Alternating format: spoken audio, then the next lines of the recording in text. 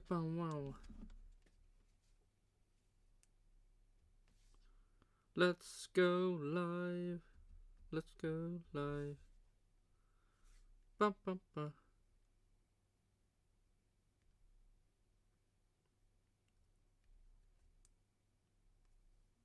Okay, we have that fixed. Fun. Okay. Today is Mercedes. And, well, it's also Mclaren, kind of. But, so I will finally look for... I will finally see what McLaren have... what the livery is. Because I wanted to... Because they just released it for some reason.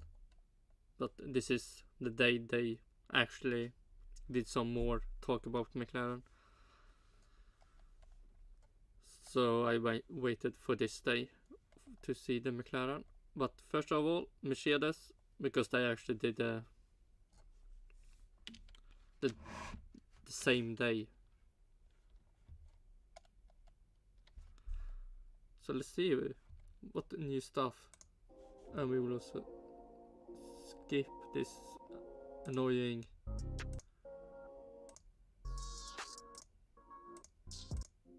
say. Let's see how fun this is. Hello and welcome. Wait, is this?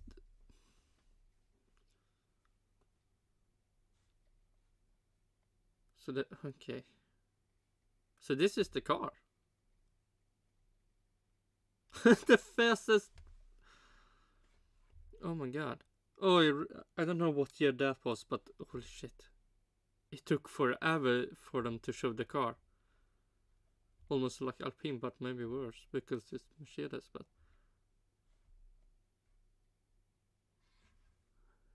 I mean, they have black, but it doesn't look like carbon. Welcome to Silverstone, the home of British motorsport, where it's safe to say the Mercedes-AMG Petronas F1 team are hard at work, getting ready for the season ahead. With the first... Oh, I hope this season will be so bad. First race in Bahrain just 17 days away. Toto, Lewis and George, it's time to get down to business. And Toto, I'll kick off with yourself. This car will be so good. It's been a busy winter. It just have been 2 years of not being good, but this year. And big news announced. Yeah, very busy. Yeah, big announcement. Hamilton leaving, is that the big news? Winter, obviously it's going to be our last season with Lewis. So we're keen in bringing a really quick car. And then yeah, just took 2 years for that. In the factory, hard working to deliver the product, which we shall see today how it goes. And Lewis, Toto mentioned it there, it's your last season with the team. I'd love to talk to you about your last few weeks and thoughts about the season ahead. Yeah, well, it's obviously been emotional. It's very surreal to be here, given I came here in 2013. So 11 years with the team, starting my 12th, and it is such a privilege to work with a group of people where you see the work they're doing over winter. Yeah, the work. Man, 2 winters in a row with a bad car. Must be... Or bad car. I mean, the standards of what Mercedes was, it's a really bad car. From the standard of Alpine, this is the amazing car you can ever drive. Through this process of the last couple of years, you see a car come together at the beginning of the year. It's the most exciting part of this. And then 2 years wasted. Season, really. It's where Maybe a third. Launches, you see that this is the first time I've seen the car come together as a whole, but to know everything that's underneath the hood, which people won't get to see, but George and I will get to experience on the track. It's yeah. That must be so amazing. It's exciting. Exciting is the word. And George, you're doing this now for your 3rd season here. How do you feel about the challenge ahead?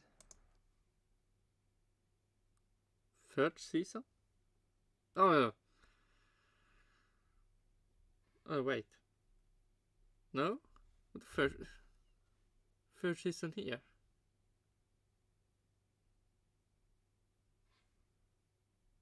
Let's see, 2022, 23. Okay, oh my god. Yeah, really excited for the year ahead. As Lewis said, there's been so much work going on over this winter. So this is the third year he started. And so much So in you the just last done 2 two. years with these new regulations of cars. And it really is an exciting part of a year because you're going into the unknown.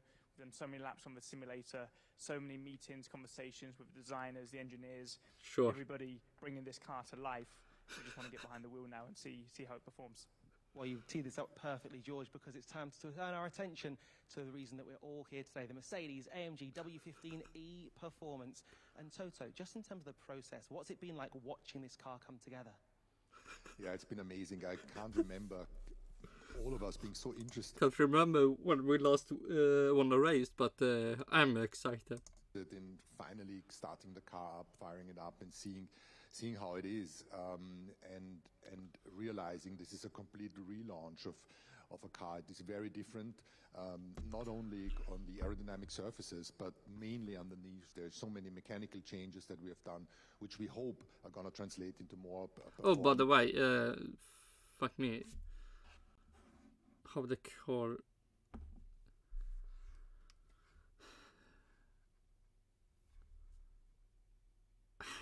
Let's see, how good is the car looking? If we look at the other cars. Or we maybe go to the actually... Let's see.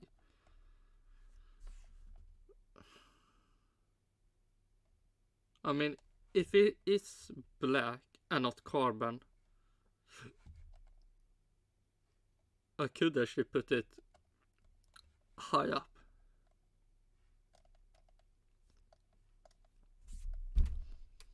I mean, at least it's 100% above stake. But the question is, maybe even better. I mean, it's look good, but man, why always so black? Yes, I don't know if I mean I like the livery, I would say. But I feel like they could. more I don't know. predictability, a car that the drivers can really push, and we'll see it next week in Bahrain. We will surely do that, and you will be happy. Talking about Bahrain, this is just one step in the road to Bahrain. But in terms of the launch day itself, how much of a personal milestone is it? Yes, like Lewis said before, this is the best moment because over the winter so many people Because you don't know how bad the car is. have worked on the car, and you're seeing it in the wind tunnel, and you see the drawings, and then for the first time it's in front of you. And for me, when you look at the livery this year, we've gone a step back to the silver, but the color combination is amazing between the silver, the Petronas green, the black car, which is something that we had for many years and going to stay with us, and then lots of red as a nice. A lot of red. Yeah, surely it's. I mean, you can necessarily call it a Ferrari. So red it is. If we were to rerun the clock 12 months, definitely started with some difficulties, but the season ended with second in the constructors. So with that said, where's the team's mindset in terms of possibly building on that this season? Fourth best team this year. Yeah, we got it wrong with the new regulations. But when we will be looking back in 10 years or longer, and you're going to read that we finished first 8 times in a row, and then third and second in the constructor, it will look like it was a respectable result and wasn't so bad. But this is not counting another team and another driver winning most of the races. So our aim is to consolidate our positions towards Ferrari and Mclaren, sometimes Aston Martin, and be at the forward part of that group. In the same time as trying to race at the very front. This is our aim. We're determined to do so, and at the same time we know how difficult it is because you're a step behind that your main competitor that has gotten it right straight from the get-go. But we love. Oh my god, it would be so amazing to see just McLaren and Ferrari up there already, and then Mercedes like nowhere. challenge, and this is why I'm so eager. And all And like he said, this is a new car. Everything is new. So it's like the data, all the data they have collected, is just wasted. Not even, not that the data they have collected was so good because they didn't still understand the car. But it's like, man, you have nothing now. was so eager to see the car McLaren and Ferrari have 2 years behind them. driving. And talking about the challenges, you've been very honest about them, especially in recent times. In terms of the team, what 2022. How good was McLaren that year?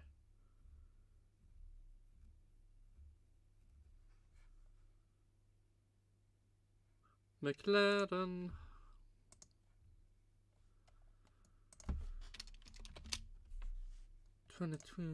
Construction.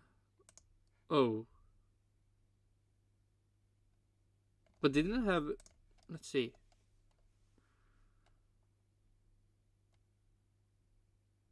Oh, okay, thanks to Daniel Ricciardo. That's why. Let's see. If the Lando Norris got 122 points, so we can say 240 points. Okay, they will not have beaten Mercedes, but they will clearly beaten Alpine. So with Piastri now, they can just be behind Ferrari and Red Bull and above Mercedes. what's the approach to possibly overcoming those in the coming season? I think most important is that you look inwards. What is it that we got wrong? Why did the virtual world not correlate with the real world?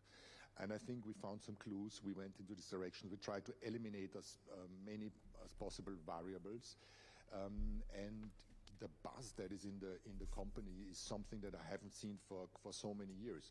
We know it's difficult. We know it's a big mountain to climb, because if a team is far ahead, like the Red Bull was last year, that's not easy. But I mean, we have a superb driver combination, hopefully a fast car, the best people in hopefully. the factory that are giving it all in order to succeed. And I think there's some very good ingredients to be back in the front again. It really is a special team. Lewis, from a driver's perspective, where's your focus at ahead of pre-season testing? I mean, the focus through the whole of winter training is first is getting the team back to where we once were, and I think we've had this difficult couple of years, which I think has been really grounding for us. It's helped us, regroup. We've had to relook at things, as Toto mentioned, and it's now just going through the important process, being really diligent with our work, understanding the data, understanding the car, maximizing from practice. Even just the one lap we might get in the rain today might give George and I a bit of a feeling of what's to come. Everything you're saying. The pain when he sits down in the car and starts driving, I also realize, oh my god, it's still bad. I just feel it. It's still bad. Things about our, we, us. How much do you enjoy working with the team to make the tweaks to evolve this car? I mean, I've always loved working with a team. I think it makes You love just for this year, then you will love to be in Ferrari.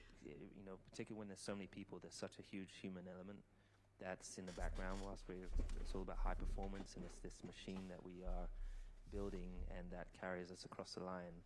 Without all of those people in the background working as they do so incredibly hard, we would not ever get to where we need to be. So it's great when we all have that common goal, and we're all focused on that in the whole year. It's a real privilege.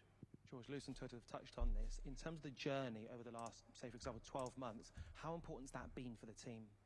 It's been massively important. As we've touched on, we hit the ground in 2022 and the car wasn't performing as we expected, but we've learned so much as a team, and we've got such an amazing team, so many people, 2,000 strong people across Brackley and Brixworth. So many people there are winners and champions, but there's also so many new people there who are so motivated to get Mercedes back to the very top. And I think that combination brings this fire within, and everybody's just so excited, motivated working so hard. And as we said, we've seen all of the drawings. We've been in the wind tunnel. We've been driving it in the simulator. We've been seeing the design on the computers and the Petronas green down the side and bringing the silver back to the race car. But seeing it here as one is really an exciting moment. But none of that matters until it hits the track and we see what the lap times produce. And talking about that, you can hear it in your voice. How excited are you to get behind the wheel? To be honest, I couldn't sleep last night because it's this element of anticipation. I think when you arrive to around 3, 4, or 5, you've got an idea, Oh my God. an expectation of your I want to hear me performance. to the wolf. When you arrive to the first test and you arrive to the first race, you have no idea how this car is going to perform. You have an indication of the improvements you've made, but you don't know what your rivals have achieved. Have they made a step forward? Have they made any mistakes? Are we going to leap forward? Are there going to be cars from behind who are going to make an unexpected jump? So this is the time of the year where everybody's sat in anticipation, but all you can do is look at yourself in the mirror, maximize everything you can do, keep on working, don't worry about the rest, and I've got faith it'll come. I feel excited, it has to be said. Sure. So, final question to yourself. What's the target for 2024? Yeah, the target is to do a good job. Look inward, like I said, trying to have a car on track that is predictable, that has lots of downforce, a strong engine, and just do a solid job. Deliver on our targets. That is what we would like to achieve. To give a car to Lewis and George that they enjoy driving, and not as difficult as the previous years. And hopefully in Bahrain, in a week's time, we will have some more good feedback than bad, but I'm really looking forward to have that car out on track in anger. As are we all, by the way. Gents, thank you so much for your time. Thank you for your honesty. Good luck for Shakedown and good luck for the season ahead. Well, unfortunately, that is just about all we've got time for. Shortly, as we've alluded... Okay, that I would say, I think is weird. Okay, I have not seen how it look at when you're here. What do you say? When you see actually the grey or silver. So it can George look and really Lewis weird. will be shaking down the W15. It can look better, but from this side this looks so weird. Here at Silverstone, hopefully for more To skip the silver and just go black. than just one lap, but we'll wait and see. You can follow that, by the way, on the Mercedes F1 social media that channels. carbon? And so all that's left for me to say is roll on 2024.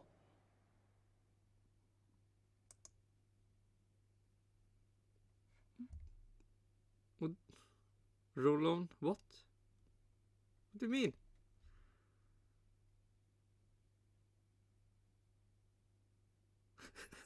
The fuck?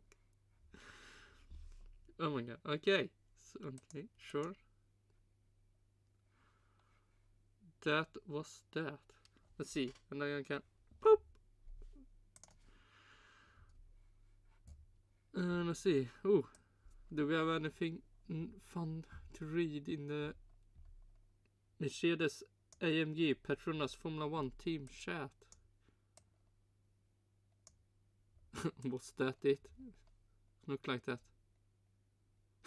I think Mercedes is the press. True.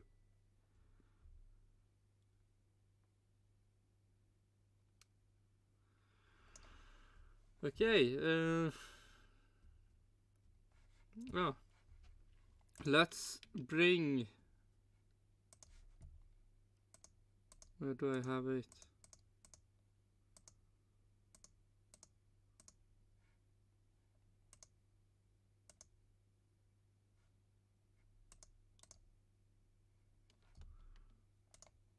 Okay, copy.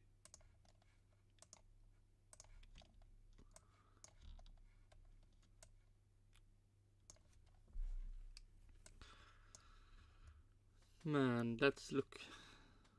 This looks so much better than this. So I think I will actually...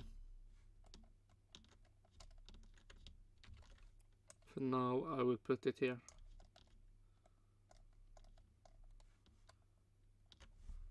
Okay, let's see.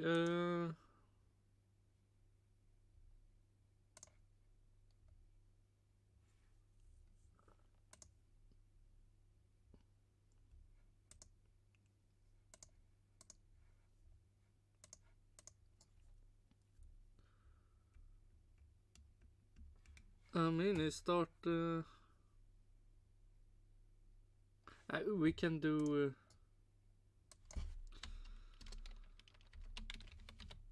McLaren. I wanna see.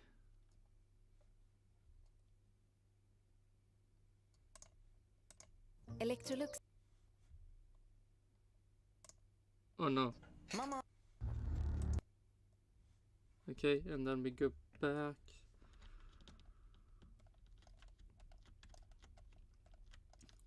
And now it's McLaren time. Let's see. How the.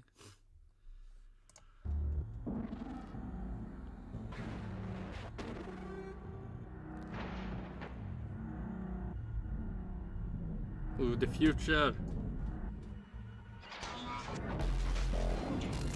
Oh my god. Wouldn't it be amazing? The car 100% orange. And the slime.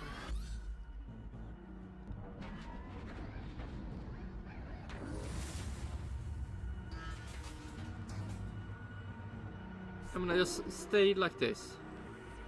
It would be so amazing to see this. Pressing. Okay, so more.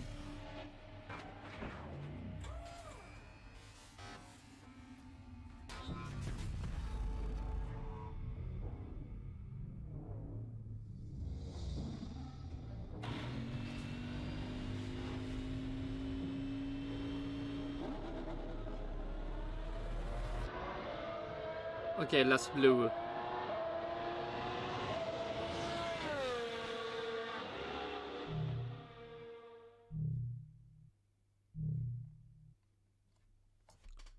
Okay. Now we have done that also. Okay.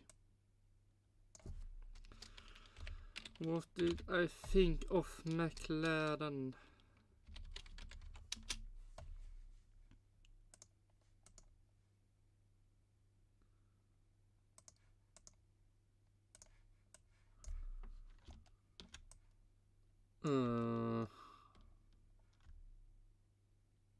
I mean,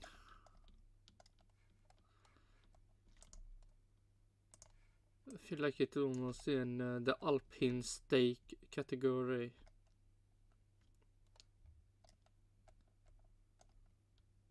Oh my god. Lame cars. I mean, this is still the best one. Ferrari and then Williams and Aston Martin. This question if I actually.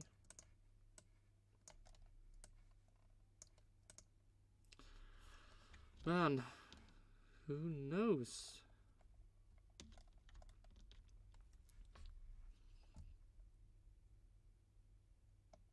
Less blue and maybe more black.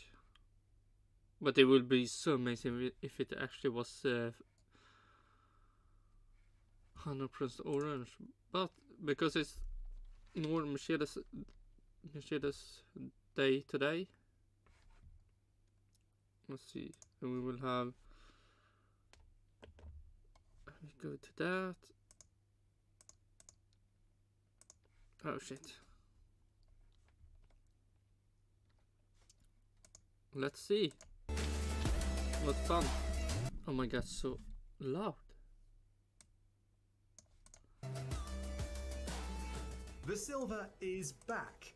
Sort of. Mercedes have now launched their latest F1 contender, the W15. They've switched up the livery while looking back to previous designs, but all eyes are on the upcoming season. Clinching the second place from Ferrari at the last minute, can Mercedes return to the fight for first place? No, well, I'm Bruno they Lucas, can't. and I'm delighted to have joining me this time Matt Q and Philip Clearon. Welcome both.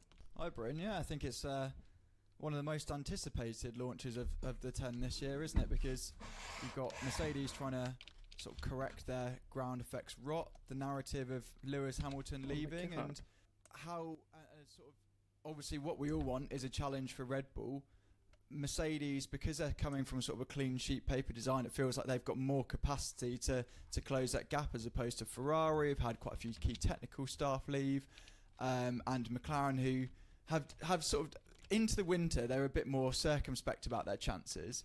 And then they spoke sort of around Christmas time, the livery launch, and they seemed really upbeat. And then just before the Mercedes launch, we had the McLaren sort of drop and then a press release, and then they seemed a bit downbeat again. So with McLaren always sort of being honest under Andrea Stella, the team boss, you sort of wonder, are they dialing back expectations now? So again, you're looking at Mercedes as being the team that sort of can give us an exciting championship this year, hopefully. Yeah. Really? You think that? Oh, so much copium. I think that humility is really important because they've just had 2 really poor years. So you're not going to have a lavish launch somewhere with all sorts of bells and whistles. It's just like, here's a car. We know we've got it wrong not once but twice. So let's try and maybe third time. Focus on the important bits. Try and get an all new car out, and the launch should be business as usual. Well, let's forget about the technicalities for the moment and just focus purely on the aesthetics, the livery. And somehow Mercedes have gone back to previous years with the stars on the rear of the engine cover and the red Ineos stripes, but updated its front end to include both the iconic silver and black designs in one, with the silver nose transitioning with the usual Petronas green stripe. What do we both think of the design? Lame. I actually quite like it. A tie. I mean, a lot of people wanted to see the black stay, a lot of people wanted to return to silver, and I guess they both have it in some degree. But I think it's something new, and in a way it's sort of a throwback to the West McLaren era of the late 90s, early 2000s. No. With the silver running through the middle and then Don't. black around the sides. I don't mind that, actually. I think we've had That some livery really, was actually really good. shocking livery so far, so this one is alright. It puts me in mind of, and this is a bit of a clang, but when I covered a few seasons of Formula E, it's sort of very similar to that livery with the sort of silver nose, exposed carbon fibre, and then you had blue stripes on the Formula E car because electric and electricity means blue, and here you've got the sort of the turquoise of Petronas. But I think it's one of those that, Phil and I are in a very privileged position to go and see these cars in person. And that's what you need to see, in the sense that when Mercedes returned to an all-black livery last year, that was slightly deceptive. You had some bits were painted black, but in close, it was all like sways of exposed carbon fibre, sort of a proper sort of prototype finish. So, we know that the carbon fibre is back for weight saving, or at least leaving it unpainted. So I want to go and see it in person, see, is that finished black, or is it actually all naked, and this is their sort of, they've managed to creep under the weight limits. They can have a bit of silver. They can throw back, conveniently to the 2020, 2021 liveries, but this is like the ideal halfway house. But yeah, it's obviously silver is not hugely bold and flamboyant. Obviously, it's Mercedes colour, but it's nice to have a splash of something on there. Yeah, the silver arrows, though, when there's not a lot or not a huge amount of silver on there, that's just a bit of a bugbear for me, but I'm sure I'll get over it. Now, let's move on to the car itself. It seems to be a long way off the no-pod design from the W14, incorporating the downwash side pods and the inlet that we've seen in similar designs across the grid. But is there anything else that you've both noticed from the design of the W15? So in a really ham-fisted attempt to do a side-by-side comparison, I found a few images of W14 and tried to get them to scale on my computer screen to see if they match up. I suppose one of the things is with the wheelbase and the positioning of the cockpit, because we know from very early doors that was a thing Hamilton hated. He felt he was sat too far forward, so got weight transfer, massive pendulum, and that contributed to the skittish end. So drawing a couple of lines on Microsoft Paint and other processing tools, it looks ever so slightly further back, but I need to see a proper comparison. Our tech guys are working on that. The thing that I did notice most of all, though, you got sort of a flatter nose and things, but the Mercedes W14 was really characteristic for having really hunched shoulders. So it sort of flowed from the halo towards a rear ring, sort of this sort of bulging surface. It looked almost like it was sort of wading into a fight a bit tense, trying to sort of got its hackles up, looking a bit bigger. Now it sort of seems much more curvaceous and goes sort of falls much more dramatically into the side pod. And I don't know about the packaging underneath, what that does for centre of gravity, but it does look a bit more sort of settled and lower to the floor and more svelte because of that. But that's just sort of aesthetics and what we can see. Yeah, the one thing they did mention is obviously, like you mentioned, Q, things like the cockpit positioning, that's all like inherent stuff that you can only really address with a new chassis. But if you look at one of the other main issues that Mercedes had last year, it was how skittish it was to drive the rear end instability, and it does look like they've gone to great lengths to address that. They've been very coy on what they've changed, but they have mentioned stuff like the gearbox casing. They've changed the shape of that. They've gone for an all-new chassis.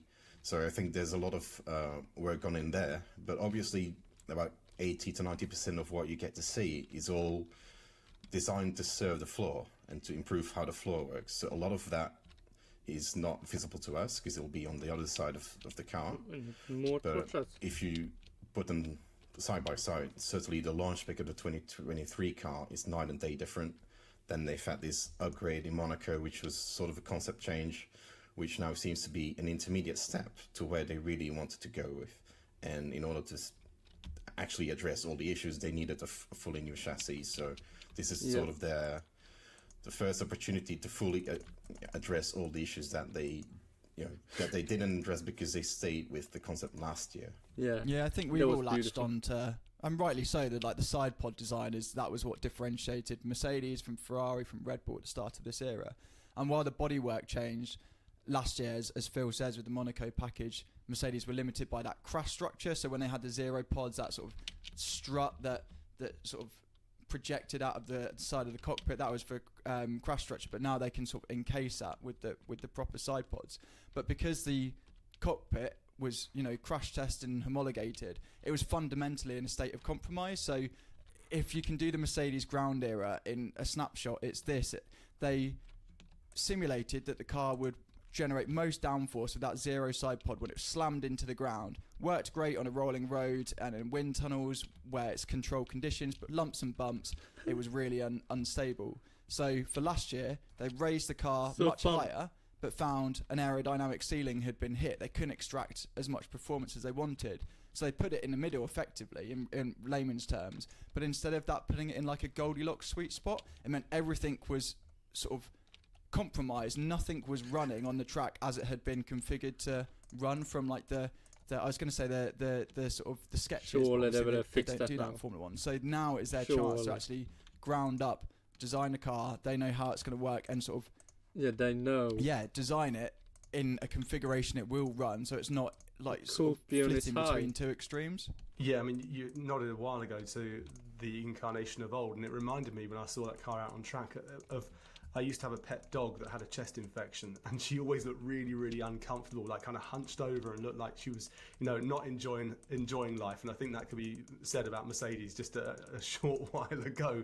But let's move away from my old dog, shall we, and back onto the launch itself, because unlike Sauber and a few of the others, this was very much a no frills, no fanfare type affair. Now, Mercedes aren't really known for their huge fanfare and their launches. This was just Toto, Lewis and George answering some questions. So does this hint to their focus for the year ahead? Just wanted to kind of portray this very professional, streamlined entity. Yeah, it's just like I said before, it's really about humility, I think, and knowing that this, you're not in the right place to be very brazen or very flashy about what's doing. They just need to get the basics right and make a good car, and then everything else will come from that. If you look at, I guess, two teams that have done the most flashy launch, is probably RB, whatever you want to call them. They had the launch in Vegas because they're obviously new team, new identity, new sponsors. So they needed to present themselves. And also Sauber as well, they needed to present their new identity. Whereas Mercedes, they're just sticking to that guns. They don't need to sell themselves. They just need to build a car. That's what they need to do. Was it I was just trying. Weird that they waited 2 years to do that. I mean, oh my god. Can it be a third year? I hope so. I really hope so. One more year for Hamilton to be in a bad car.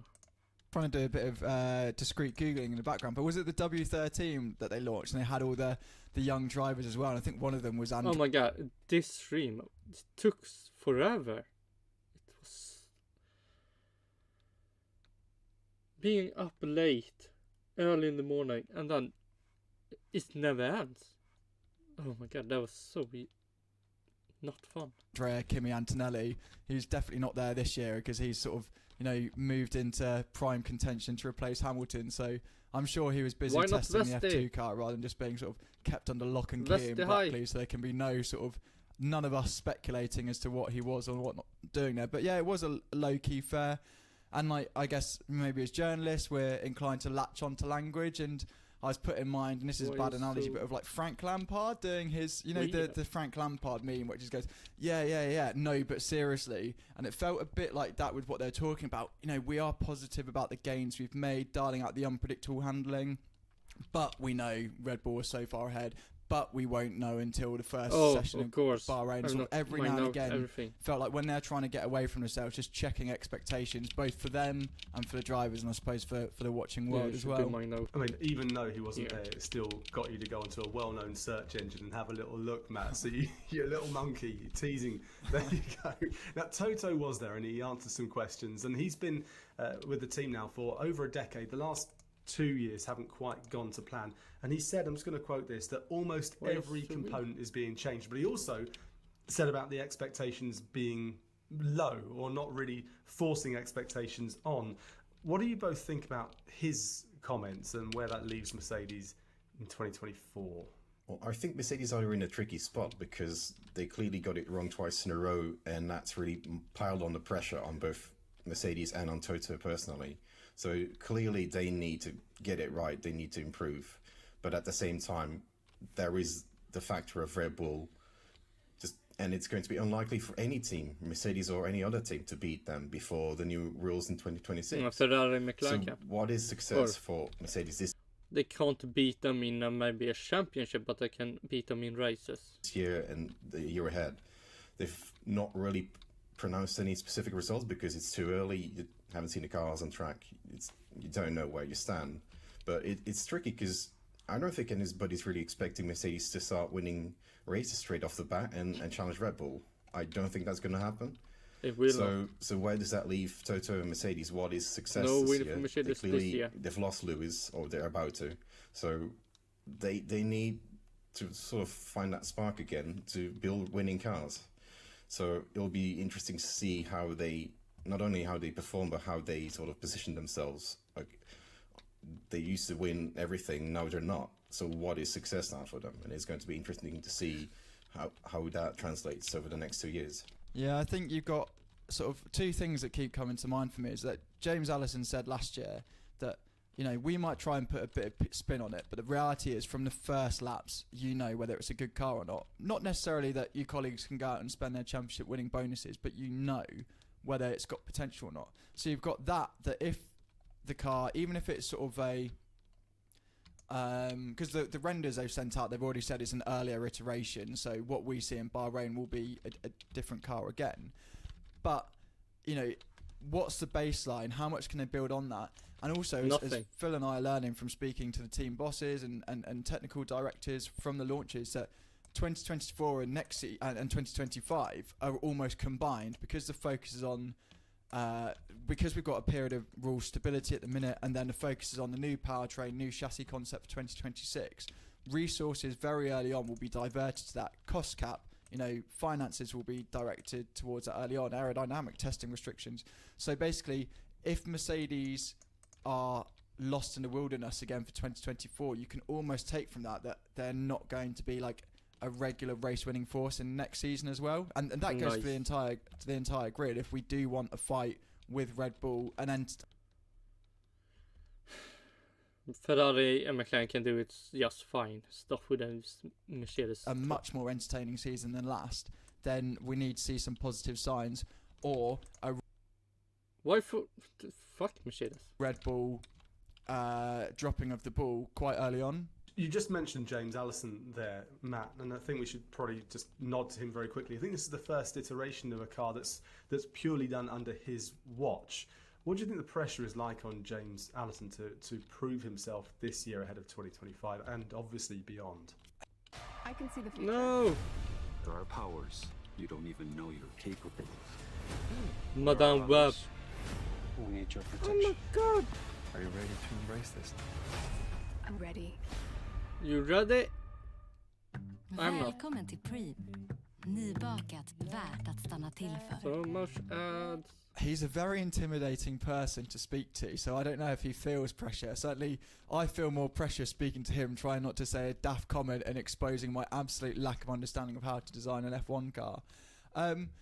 But I suppose there is a pressure in the sense that while Mercedes has, been so proud of its no-blame culture, so yeah, you have James Allison and Mike Elliott swapping roles. It was chief technical officer and technical director swapping. James Allen becoming more hands-on, and although it was said as a mutual job swap, and Mercedes is proud of its no-blame culture, it did very much feel to the outside world like Mike Elliott was getting the blame for the ground effects rot. He then leaves the organisation altogether. Again, that could be for personal reasons, doesn't like travelling, sees life outside of F1, but still, they haven't escaped the narrative that looks like one person is taking responsibility and going.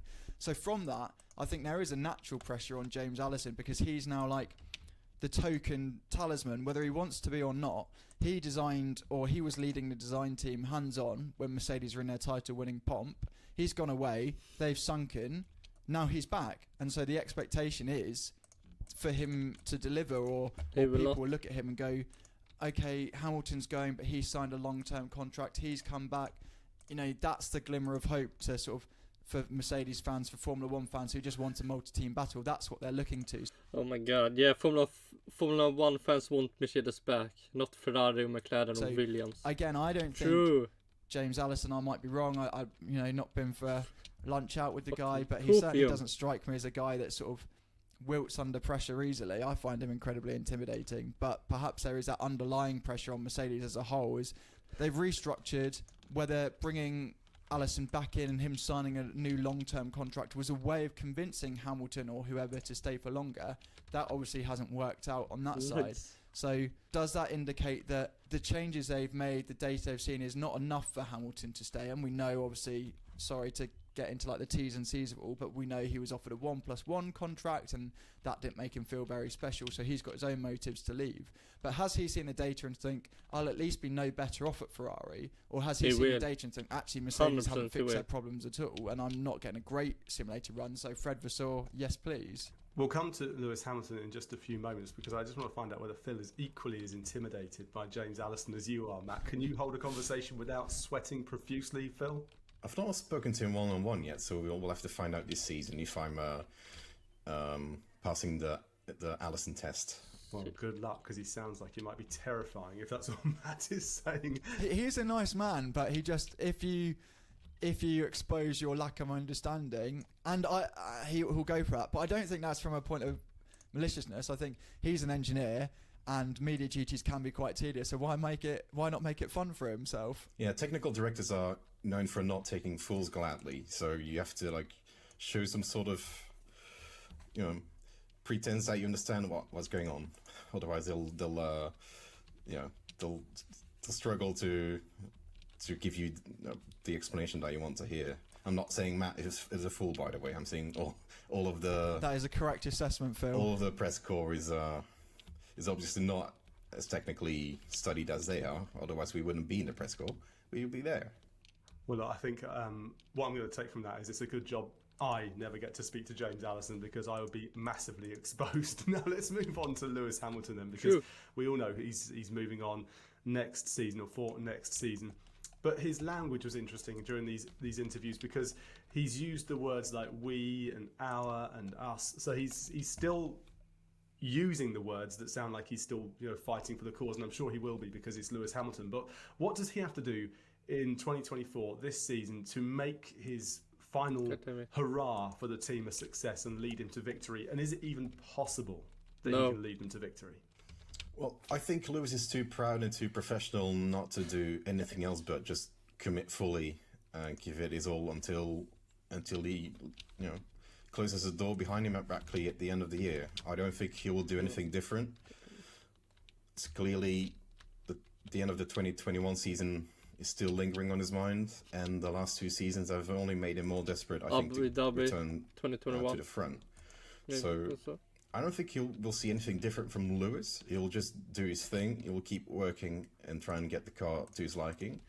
I think if Mercedes do succeed in addressing some of the issues that he's had with the car, including the cockpit position, including the rear ends being unpredictable, then I think we'll see the best Lewis Hamilton again.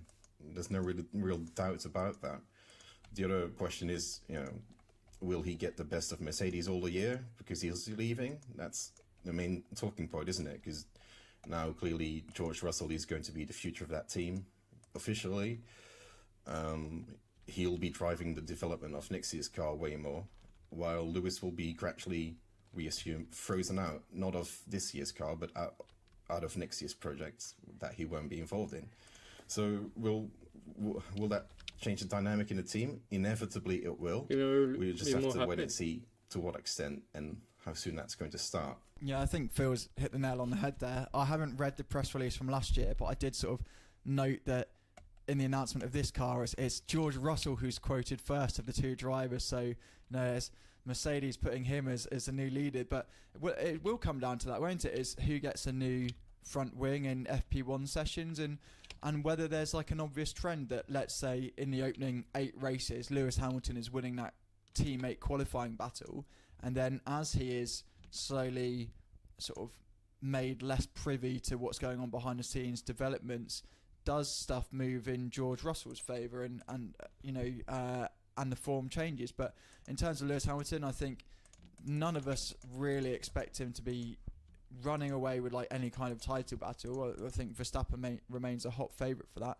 So it's that teammate battle, so that he leaves Mercedes with no question marks over like whether he's operating at the peak of his powers, and that means when he's then going head to head with Leclerc to jump forward a few bits, there's no one going, well, is Leclerc going up against the best of Hamilton if he wins or loses that teammate battle? So that's all that Hamilton can do. But he said before the launch that what great shape he's in, how physical his training's been, and I still think, okay, we've seen a couple of incidents. So the 2 that spring to mind are him versus Alonso at Spa in 2022 on the first lap, him versus Russell into the first corner at Qatar, where the judgment's been a bit uncharacteristic. You go, that's not Lewis Hamilton. What's gone on there? That sort of failing to judge where the car is.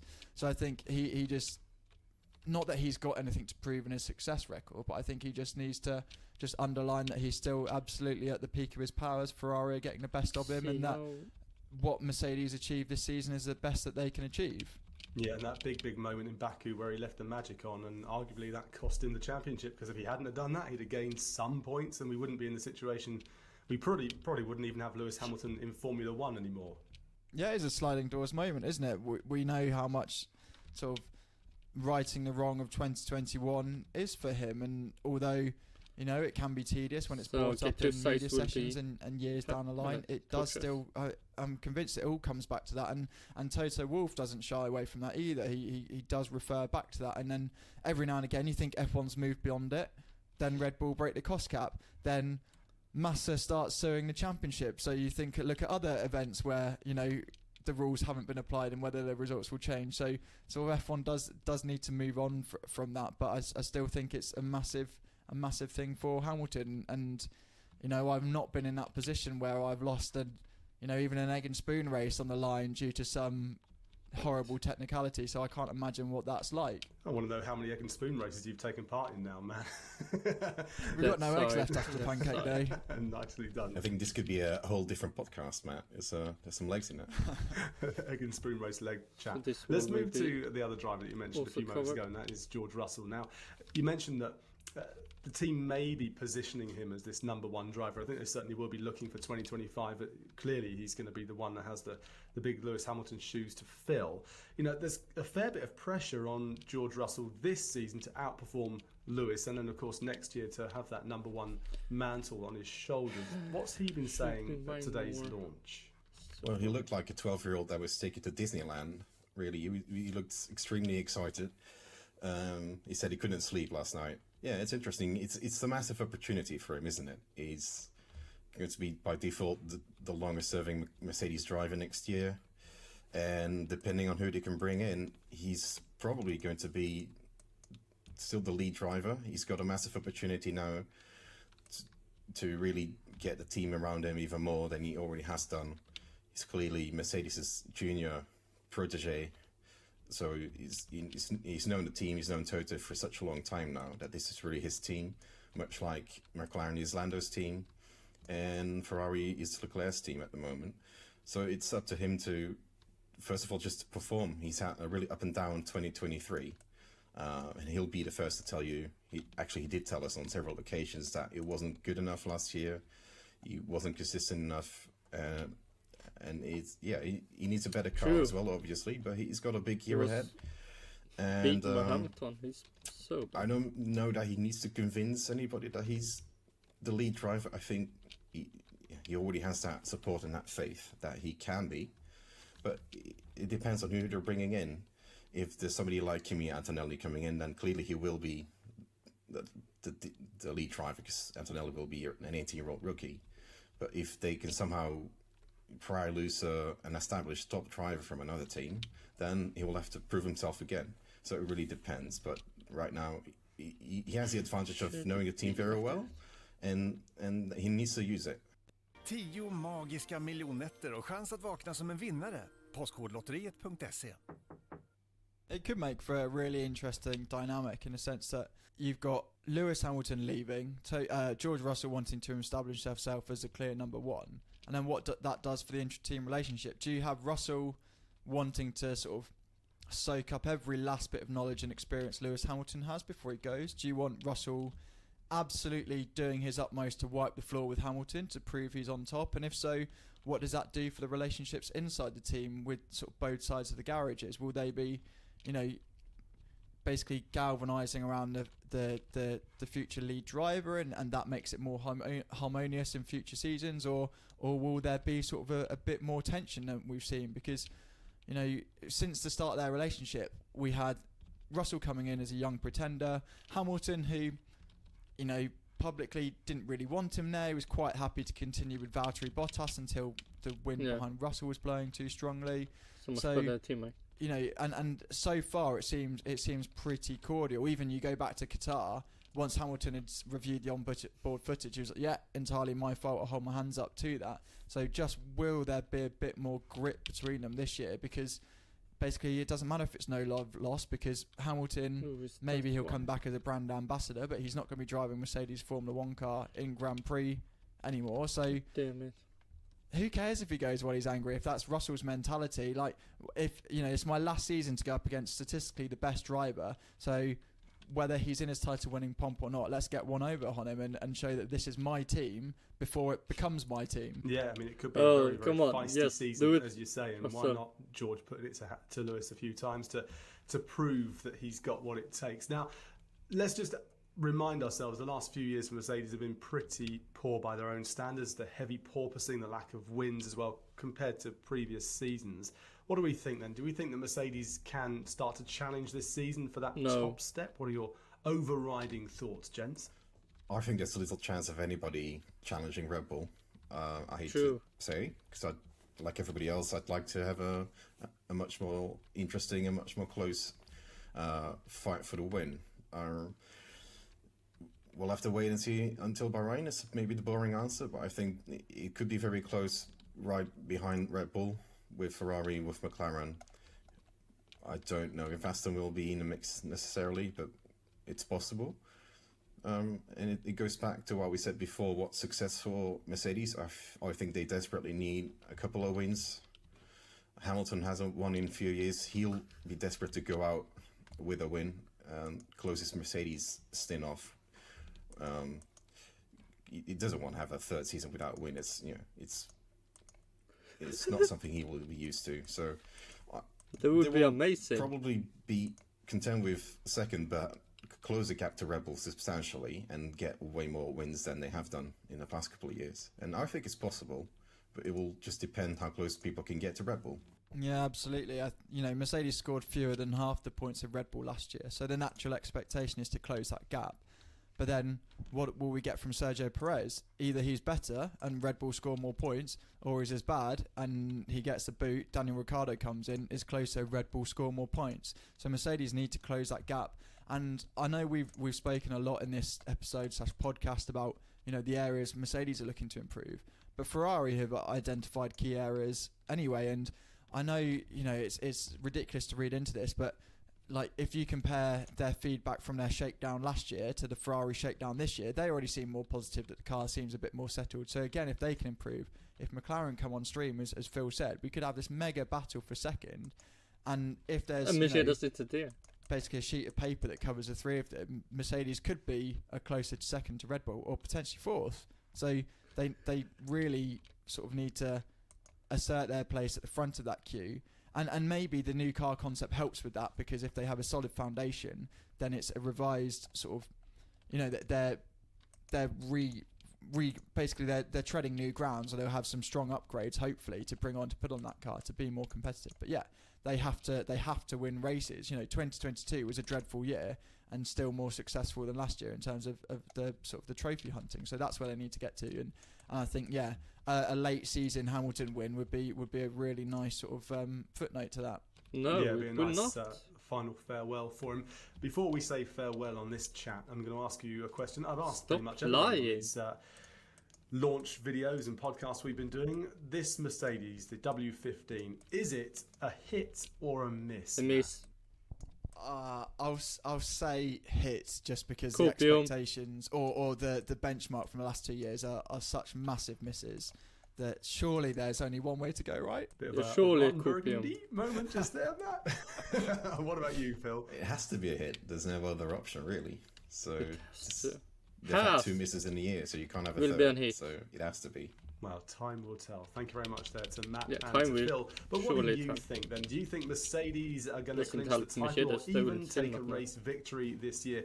Let us know in the comments below. Don't forget, we've got one more launch coming tomorrow. Red Bull, oh yes, the reigning champions, they're revealing their offering for 2024. And then testing kicks off in Bahrain next week, Wednesday, the 21st of Feb. So make sure you click subscribe, like this video as well, and we'll catch you on the next one. See you then.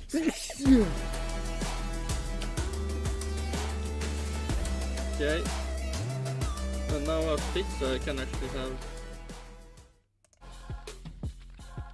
only the gaming when I change. God damn it.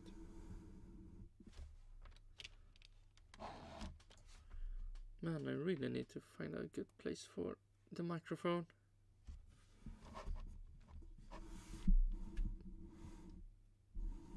Might be. There it could be, maybe. Okay, but okay, that was that. Mercedes, from Autosport, Mercedes W15 revealed a complete design overhaul. Yeah, so much coupon in this video. Let's see if the coupon is still in P1 with Matt and Tommy. We'll see, and then I will click that, and then I will click boop. Let's see. Hello everybody and welcome back to the P1 podcast. And you might notice things are a little bit different. Oh my god.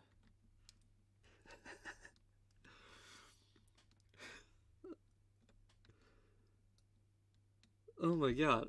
It would be so funny if the reaction of the car is the same as the Stake and Ferrari, because then you can clearly question why you make so much sounds in a room together.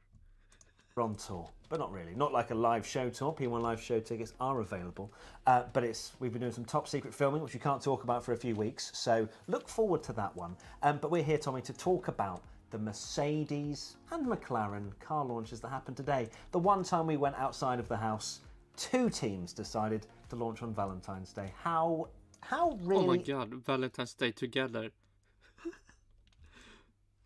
What do you say, man? Inconvenient of them. How dare they? I know, like you say, we weren't on Twitch for all those people wondering, where were you? Where were you? Yeah, sorry. We were stepping outside, touching some grass and doing some Very exciting filming, which you'll see at some point. No! What do you mean? You're in a room, maybe a hotel room, and you're also filming together? What the fuck do you mean?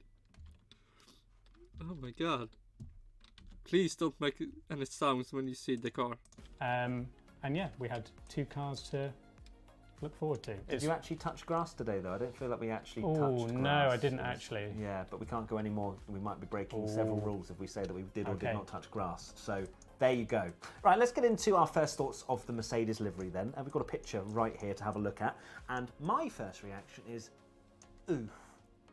A good oof. Baby. Yeah, I love it. I think that is absolute on wheels. That's glorious. It's gorgeous. It's beautiful. It's... is that carbon? Yeah, let's see. Let's see.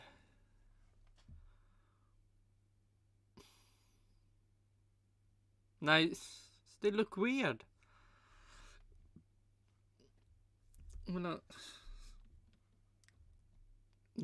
It's gorgeous. It's beautiful. It's...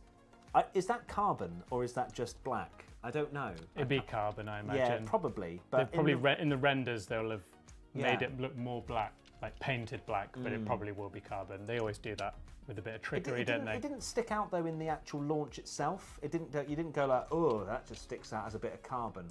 So I don't know. Maybe they found a way of doing it like that I don't understand. But what I do understand is that car is really nice. I really like it. I think it's one of my favourite liveries. Yeah, I really like it as well. I think it's an improvement. I was worried when they... The last year was so much better. Let's see. What? See. No.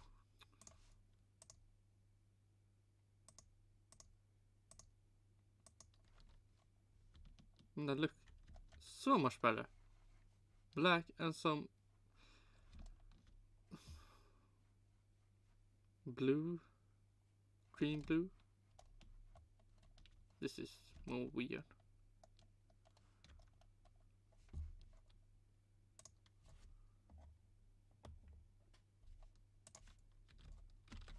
Think that they'd maybe try and do something with the silver and bring it back. They've done that thing that they did in 2021 where they've got the silver going on, but also they've almost made the black their own thing as well. So they've kind of got 2 of these hero colors going together. And in 2021, I will say that I thought it looked absolutely awful. Like, I really didn't like it at all. Why? And this way, I know, this way they've done it the other way around, where the nose cone is the thing that kind of has the silver on it, and it looks really, really nice. I think it's one of the best liveries that Mercedes have done actually in F1. I think it's very, very good. And I like the fact that, from that front view, it just looks all silver really. And then the side view, they've still got the black, but it's not just... I think if they'd done an all black car now, because of how everyone else has been doing it, would have been a bit annoyed, and it kind of doesn't hit the same as it did last year where it was novelty. So I'm glad that they brought the silver back. Both in agreement that it's an absolute banger. A question from Dustin Vincent _K. The silver nose needs to grow on me, to be honest. What about you guys? Do you like it when you first saw it?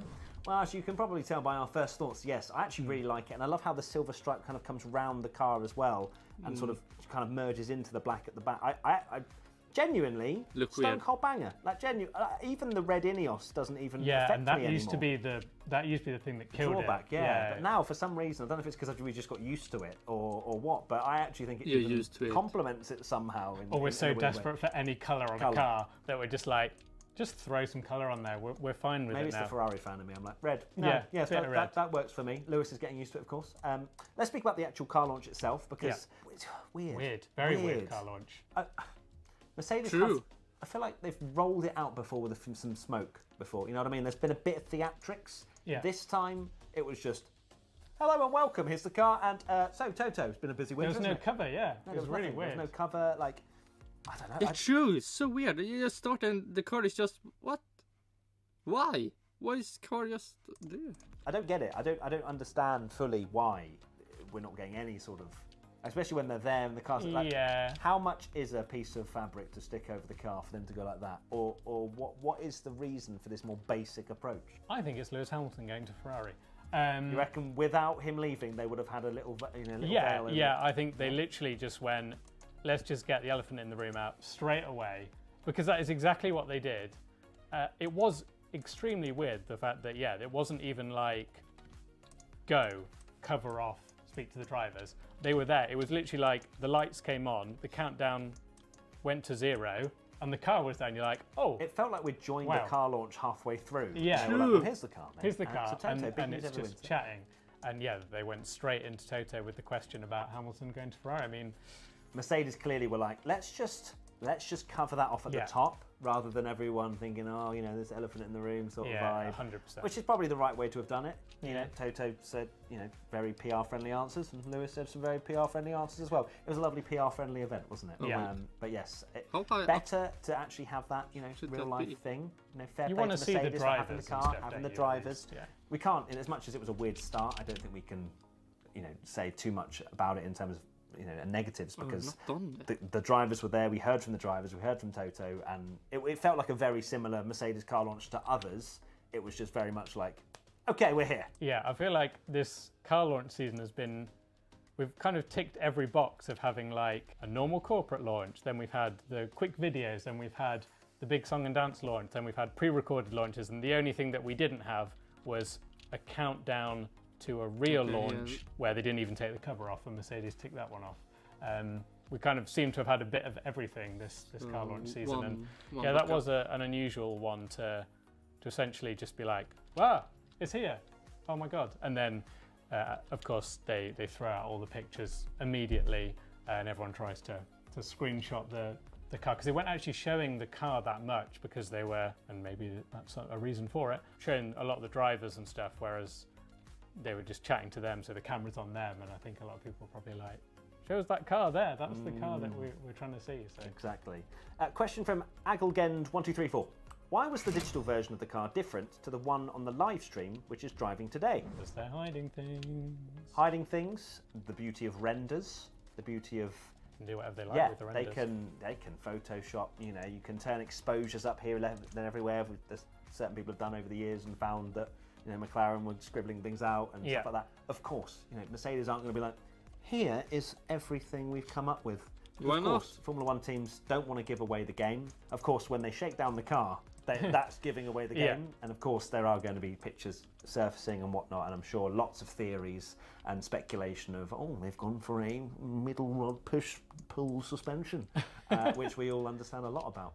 No. But what is for sure is that F1 teams will try and hide as much as they can until the very last minute in testing. I know the thing that most people are talking about online, and we're not going to go into technical stuff because we don't know a huge amount about it and how it's going to be. But the front wing certainly is quite alarmingly different to anything else we've seen, how like curvy it is and stuff. It almost reminds me of the cars that you had in the mid-2000s, where the middle part of the car was allowed to be, they raised the height of the front wing in the regulations, but realised that it didn't cover a certain point. So if you remember, they almost looked like a bit of like a mustache where they went there, and it kind of looks a little bit similar to that. So it'd be interesting to see what they do. And then of course every team's doing it now with the whole the side pods are just getting so thin at the top, like you can see that they're just trying to channel all the air underneath it, and the Mercedes is quite huge. You can see that's where they want all the air to go into. Tommy's technical corner. I feel like we need a TTC from here on in on the podcast. But thank you very much for that, Tommy. Let's see how that unfolds for Mercedes' performance this year. They spoke about the expectations a little bit as well, and Toto Wolff, of course, saying that they're Ferrari and McLaren and that sort of thing, and hopefully fighting at the front. So clearly they're already not thinking they're going to challenge Red Bull, which... The fight for second. Yes. Fourth. Yeah. This is why we've said so many times about Hamilton's move, that at the end of the day, it is a sideways step. It's rolling the dice one more time.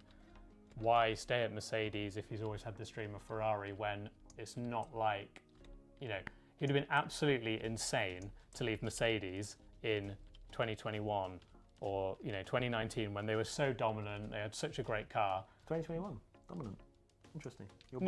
Sorry, in 2021 when they were winning races, it would have been silly for him to...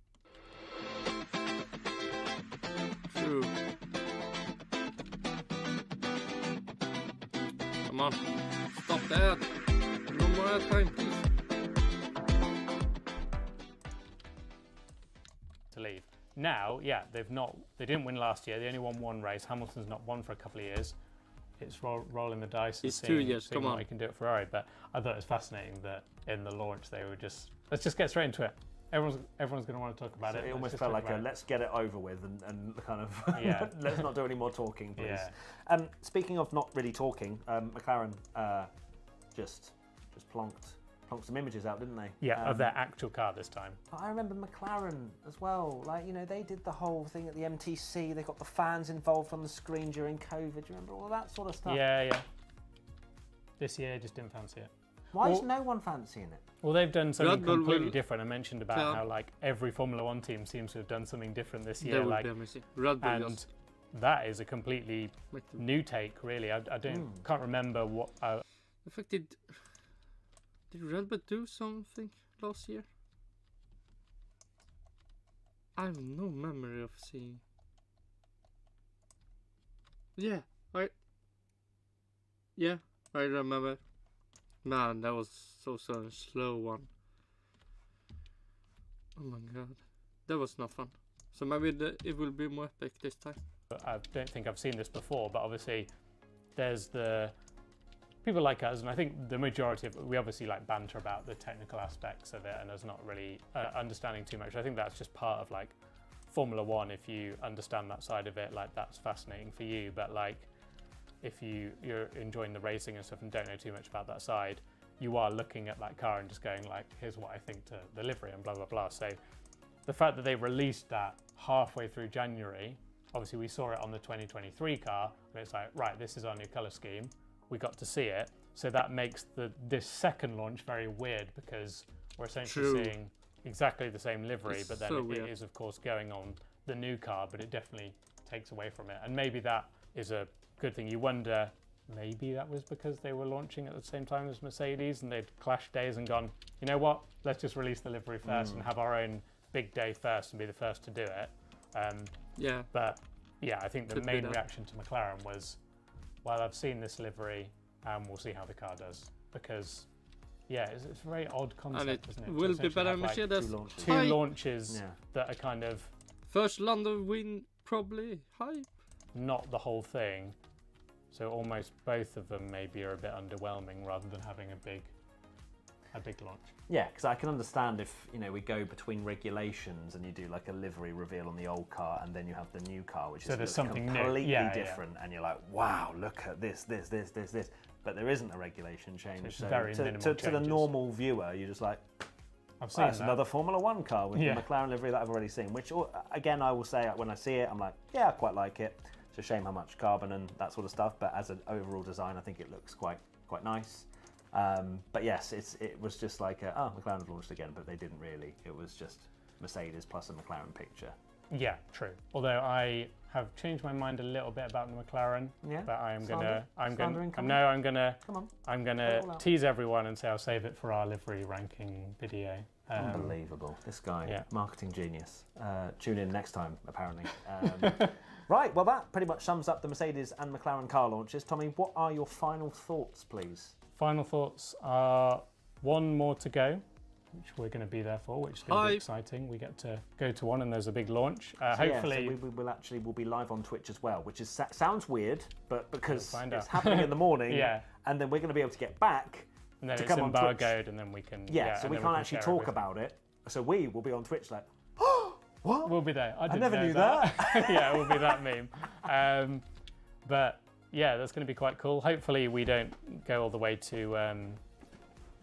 there, and it's a 3-second video because you'll be very annoyed. Can you imagine? Hey everyone, welcome. We're Here's here the to watch video. YouTube. We The were car's just not we were even just on our phone like this, like oh okay, and then we go home. But no, that'd be cool. And yeah, one more to go, and then we are on the important stuff of cars on track Actual and cars on excitement. track. Yeah, Red Bull are Yes. doing a lot to try and Long, get me over to boring Ferrari, days. but I see it. You know, they're Just pulling seeing out all the cars. stops Yeah. this last year. Podium, going under the podium. I know, honestly. Ferrari needs to step up your Going game. around. Come on, where's that little one-to-one dinner date with Charles I'm Leclerc? not, for me, the fun part is just listen to the commentary. Because, first of all, I don't listen to the British people, so I already have a better commentary there. So I mean, listen to. I mean, you get a lot of information that you maybe not have seen. Come on, let's get that happening. All right, God's sake. Come But yeah, we look forward to giving you more Get on. content tomorrow, both live on Twitch and of course our usual reaction stuff. And then yeah, we're not far away from Formula 1 starting. Hi. Wait. Formula See 1 you hi. very soon. Bye. Bye.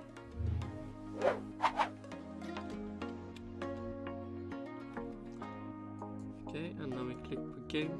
No, gameplay. It was I call. Then we go to next video. We let the ad play out.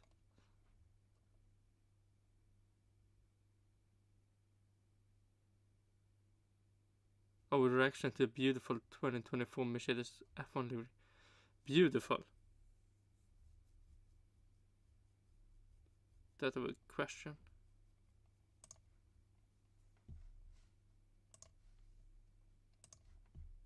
That's done.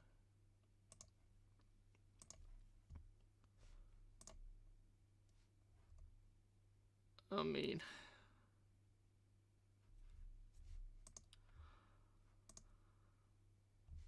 let's see if how okay, from the race, let's see. Mercedes Major 2024 F1 car changes explained.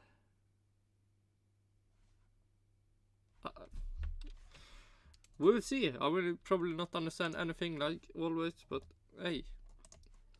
Mercedes hopes that the third time will be the charm under F1. It will not.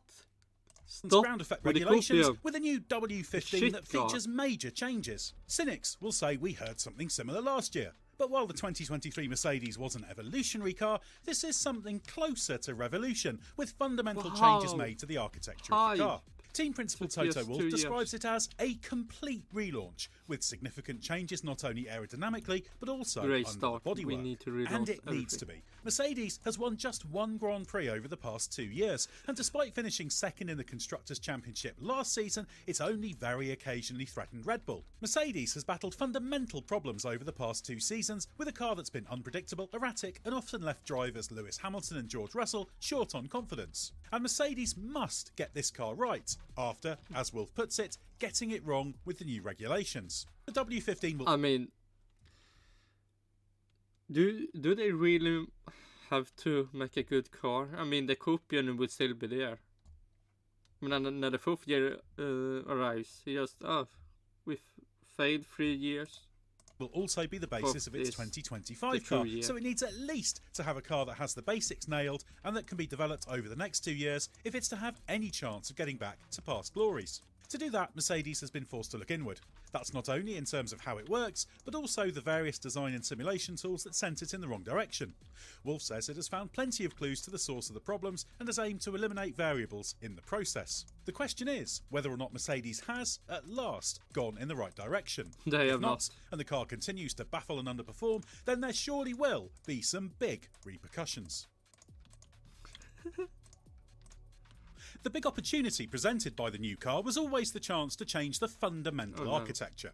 As Mercedes technical director James Allison says, for layout changes, you're generally talking about where the engine sits in the chassis, what geometry of rear suspension you're going to have on the gearbox, and what changes you're going to make to the part that contains the driver. You will remember Lewis Hamilton's complaints about being sat too far forward in the car last year. He argued that undermined his feel in the rear end and led to a lack of confidence.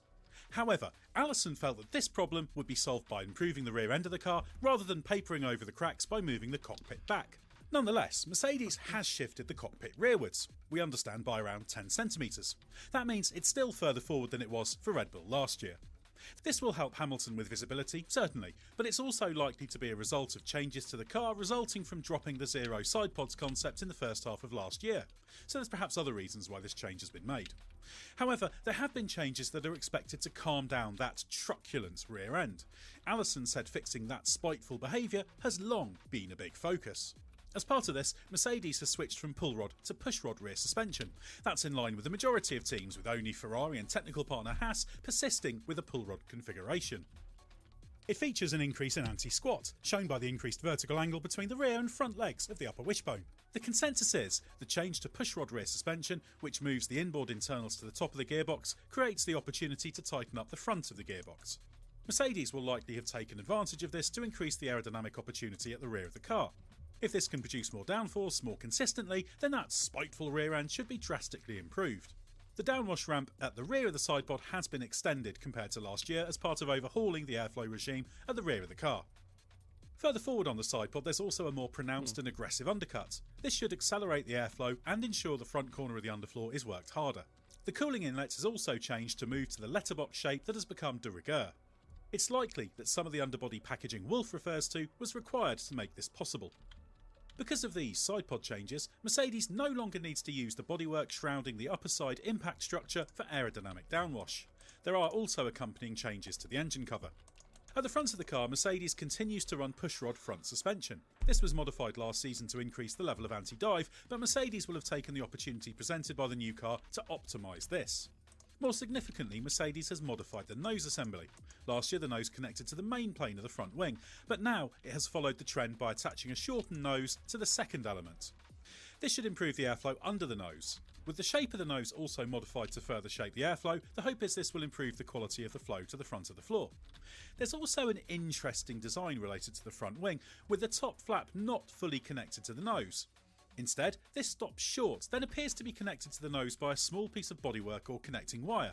We need a closer look at this to be sure what it is and of its legality, but it will certainly allow cleaner airflow to the front of the chassis. There is also a change to the rear wing end plate configuration. This now features greater separation between the top and bottom flap, which should mitigate the draggy vortices shed in this area.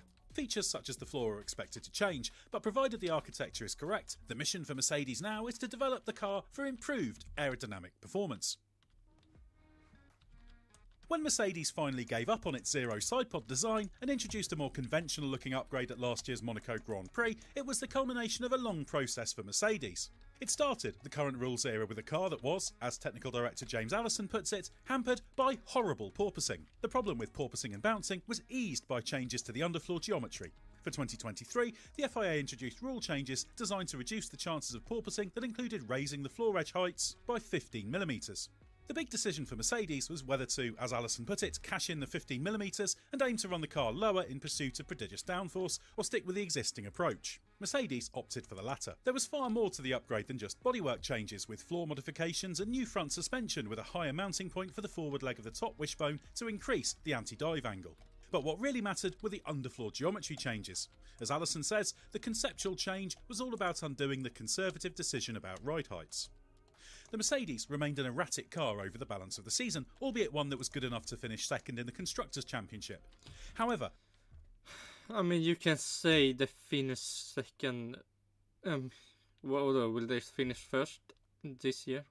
Like, finish second is nothing.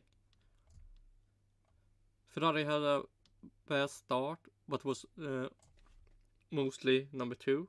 When they won number 2, McLaren was number 2. Mercedes was always number 3 when it was a fight with Red Bull. Progress was made with this new direction, but the team always knew it wouldn't be fully realised until there was a brand new car. That's because there were aspects of the car that the team lacked the time and, under the cost cap, spending power to fix. Toto Wolff said in the middle of last year that ideally the team would have introduced a new monocoque, while changes such as the switch to pushrod rear suspension were only possible with modifications to the gearbox casing. So really, it's only now with the launch of the Mercedes W15 that the team has finally put all the mistakes made at the start of this regulation cycle behind it. Or at least, so the team hopes. If Mercedes has successfully built a faster car in 2024, that will be the hard part done. But then it will need to make the most of the opportunity, and last season there were times it didn't look like the crack world champion race team it has been in the past. In terms of preparation and execution, it has work to do against the benchmarks in certain areas. Despite finishing second in the Constructors' Championship, Mercedes was only the 4th best team over the season in sprint races. Like I said, they are bad. Like, stop with the copium. Ferrari and McLaren is their years today. Or, I mean, Red Bull will still win, but Ferrari and McLaren will be fighting as number 2. And Mercedes will be nothing. They will be with Alpine. Maybe that reflects a deficiency in Aston Martin. Mercedes' preparations going into weekends, or how it reacted to the track conditions or weather changing through the event, or just its on-the-day execution. But even though the margins were slim, clearly Mercedes was not as good as its immediate rivals at maximising the Saturday point-scoring opportunities.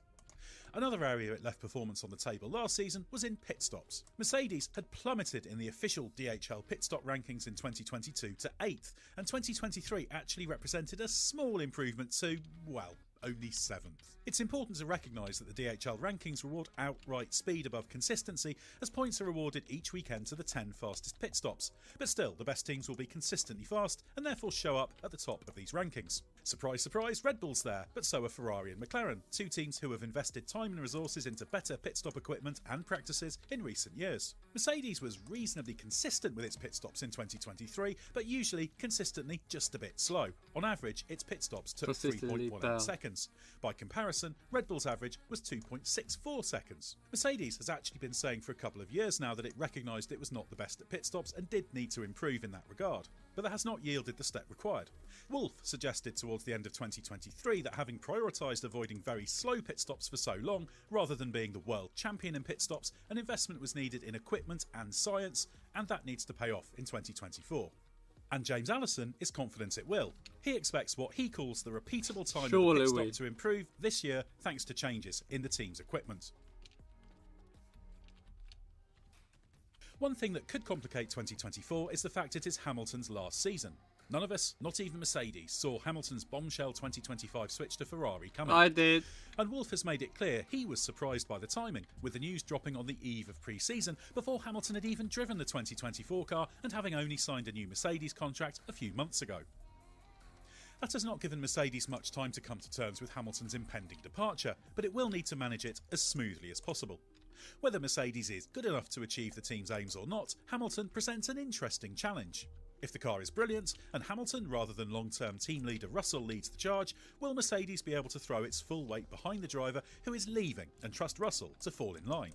If it's Russell, not Hamilton, who has the edge? Will Hamilton play the team game or put himself first? One more. And if the car's bad, will Hamilton's attention start drifting to 2025 and his final Mercedes performances drop?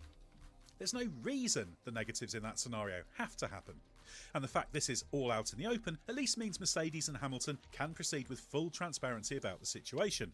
Wolff has pledged to treat both drivers equally, for starters. Wolff's expectation is therefore that the drivers are respectful enough to work professionally throughout the year. But Mercedes' biggest issue might be just ensuring no curveballs throw things into disarray. Not just from Hamilton being on the way out, but also from Russell being determined to make the most of this opportunity and prove once and for all that he is the future of Mercedes after a mixed season in 2023. But all of these subplots will be secondary to the big question. Has Mercedes got it right? No. And if not, what does that mean for the once dominant force of F1? Okay, that was, copiums, like always. Då ska vi smaka på något lite kraftigare. Quite. What more can we...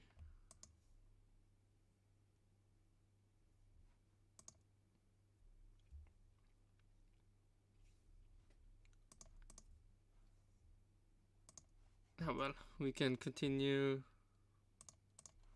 Gun, add.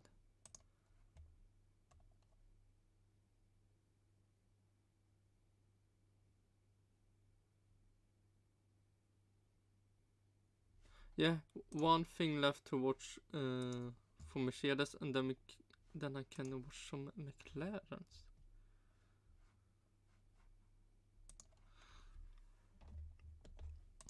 Yeah, I think of all of the teams, you can see that Mercedes have made some progress with the car. They've been very open about the problems that they've had. So it looks as though now back under James Allison's full control, they seem to be making the right sort of noises and the right steps. So fingers crossed for them that we get a more competitive year. Yeah, the problems with the car last year were it had a very weak rear axle, very hard to control car. The suspension wasn't very well matched to the underfloor, and Hamilton didn't like the seating position. So the big thing that I notice about the car, or I know about the car from what they've been saying, is they've changed the layout of the car. And this includes the zero pods, which we'll talk about the side pods a bit later, but they've changed the layout. So they've moved the cockpit further backwards along the wheelbase. They've changed the rear suspension setup, and no doubt they've done a huge amount of work on the springs and the dampers and getting the suspension to match the performance of the floor, which has kind of been their biggest flaw completely overall of the past 2 years, you know, ignoring every other little design detail. Fundamentally, that's what they've struggled with. And James Allison said, we've addressed those areas.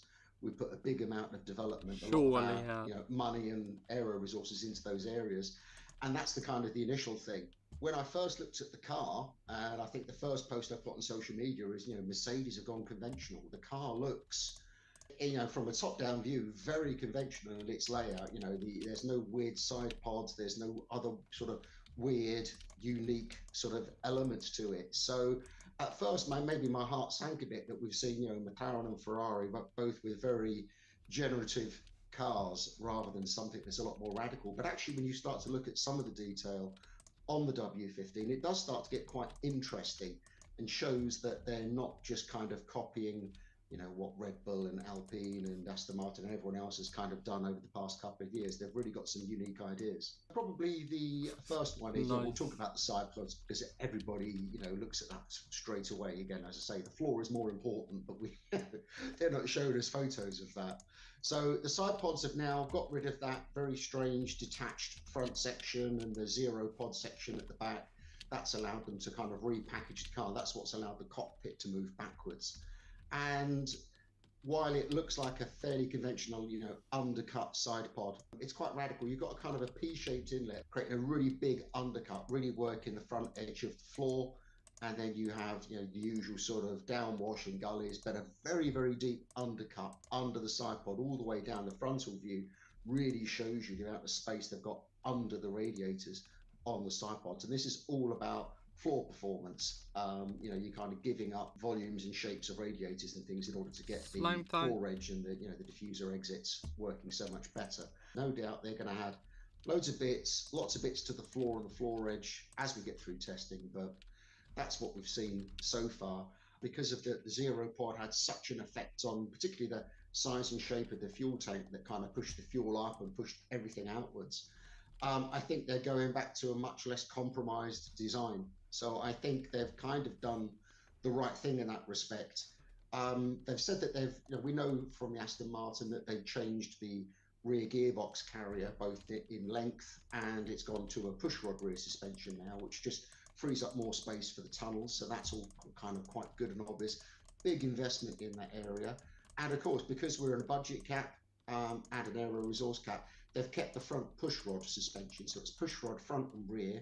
Now, some people seem to think you've got to have a different one at each end. But that's just rubbish. It doesn't matter. But, they had to make compromises at some point. And I don't think it's a particularly big compromise on the front end to go either pushrod or pull rod. They've changed the suspension layout slightly in that area as well. So that's all kind of really sort of common sense stuff. Then the other thing that stood out on the real car that we saw in the garage is the front wing.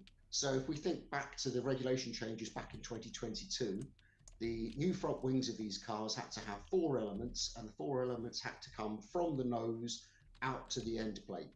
And you couldn't, stop one of the elements short. You couldn't have a 3-element wing in some areas and the 4-element wings. But when you actually look at it and you see that middle section of front wing that's got a slightly spoon shape, goes back to the sort of 2000s again, little dip to the front. They're actually working that middle section of the nose and the front wing quite differently to anybody else. They're actually working it quite hard.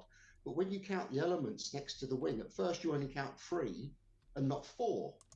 So it's like, well, what's going on here? What they've actually done is they've narrowed that 4th element, that last flap that runs along the trailing edge of the wing, and it's just shrunk down to like, sort of 10 millimeter, 20 millimeters, just to meet the legal requirements of getting the nose working. And this is helping in 2 areas. First of all, it means that you're getting less losses from that middle section of wing that's so aggressively upwashed, and that's all working to kind of rotate the airflow going into the tunnels. But what it also does is it exposes a real sharp edge to that last element. And this goes back to sort of, the pre-2022s when we had the Y250 vortex, and they were trying to shape the front wing to create an airflow that went in between the body of the car and the front wheel to push airflow outwards, outwash, which was what the 2022 regulations were all about trying to get rid of. Now Merck seem to have found a way of re-energizing that vortex by having this, I call it the 3.1 wing, because it's not a 3-element wing and it's not a 4-element wing. So you've got about 0.1 of a wing there somewhere. And as I can read the regulations, it's legal. I'm sure the other teams will have looked at these ideas previously and have discounted them. But I think there will be some discussion about this amongst the FIA, F1 and the team saying, if this is introducing outwash, is this something we want in the sport again? Haven't we worked so hard to kind of get rid of the problems of cars following each other? So I think that while it isn't a big performance differentiator for the W15, I think it is something that will just kind of capture people's imagination and start to get talking. I'm sure there'll be some conspiracy theories and bits and pieces of people saying that it's illegal. But as far as I can see, it's a cheeky but permissible way of playing with the front wing. But do the regulations state you must have 4 elements, or does it state you can't have less than 4 elements? It says that it says you can have up to 4, but what it says is if you have them, they have to span from merge into the nose and go all the way across. So you can't have like one closed section somewhere. You can't have a 4-element outboard and a 3-element inboard. So there has to be something to add up that 4th element in the middle, and that's exactly what they've done. And good for them for showing it to us so clearly on the launch pictures. Which is always good. But yeah, I mean, again, I think it's just something that will maybe get some talk, but in the grand scheme of things, probably isn't as important to all those other big things that they've done to the rest of the car. Well, speaking of the grand scheme of things, if we go back to 2022 and we say it was the 0-pod Mercedes, are we now, with the hindsight, are we saying the 23 car was basically, we got to make this work, it's a 0-pod Mercedes with a few Red Bull changes, and now are we saying for the 24 car they've said, okay, we admit defeat, the whole car was a waste of time, now we're going to basically do a Red Bull, but we're going to put a few of our own tweaks on it? Is that where we're at? Yes.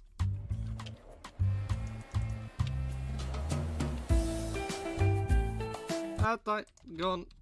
Yeah, I don't think anything you said there is wrong. I probably would worded it slightly different, but yeah, you're absolutely right. They kept the concept for 23, which they admit is a mistake.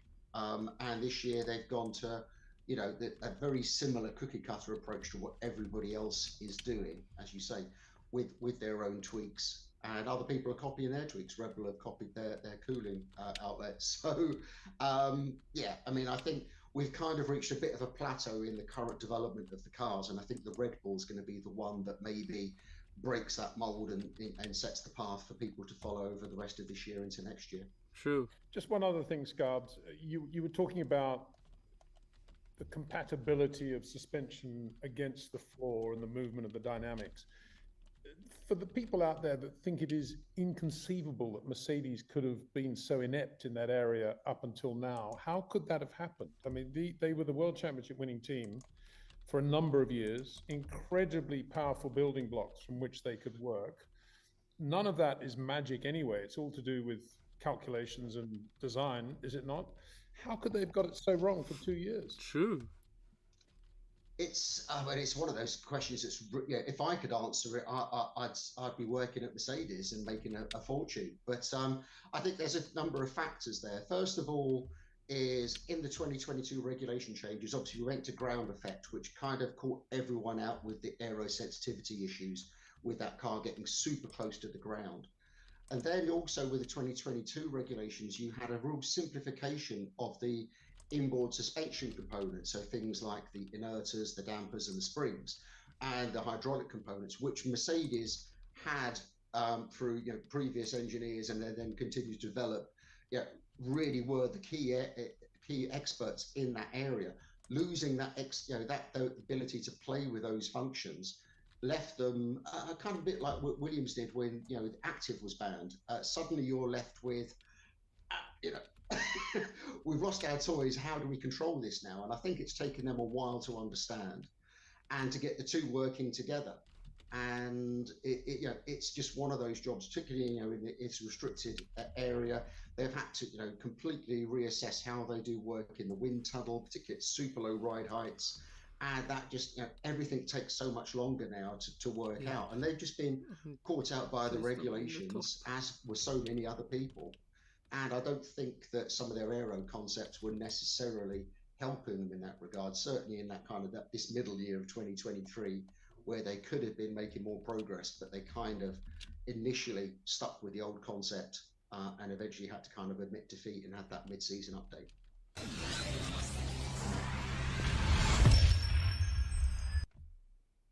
God damn it. I mean, it can't be someone in the corners. Okay, that was that. But so time for the Mclaren stuff.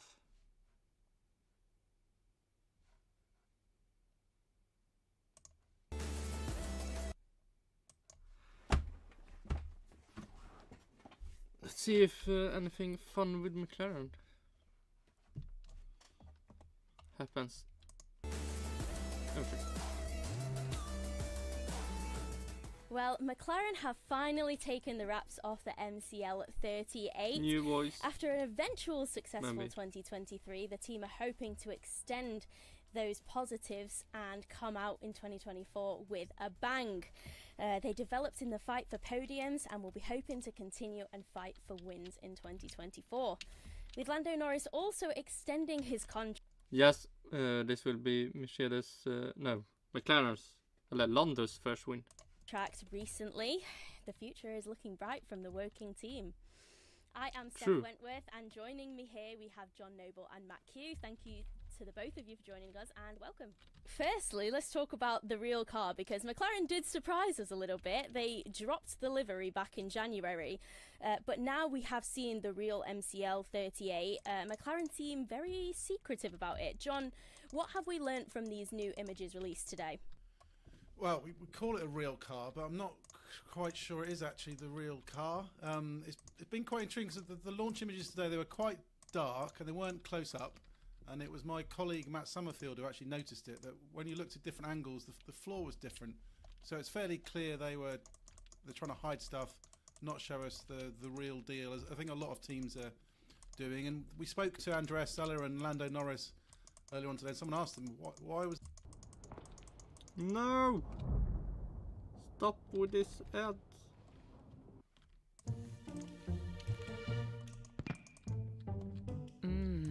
Marabo. No. Launch today, not, rah-rah, big, in front of fans and in front of the media and sponsors as they normally are. And Lando said it's a performance game basically. Why would we want to give away any of our performance secrets? So I think the reality is, I think there's a lot more to come from this car.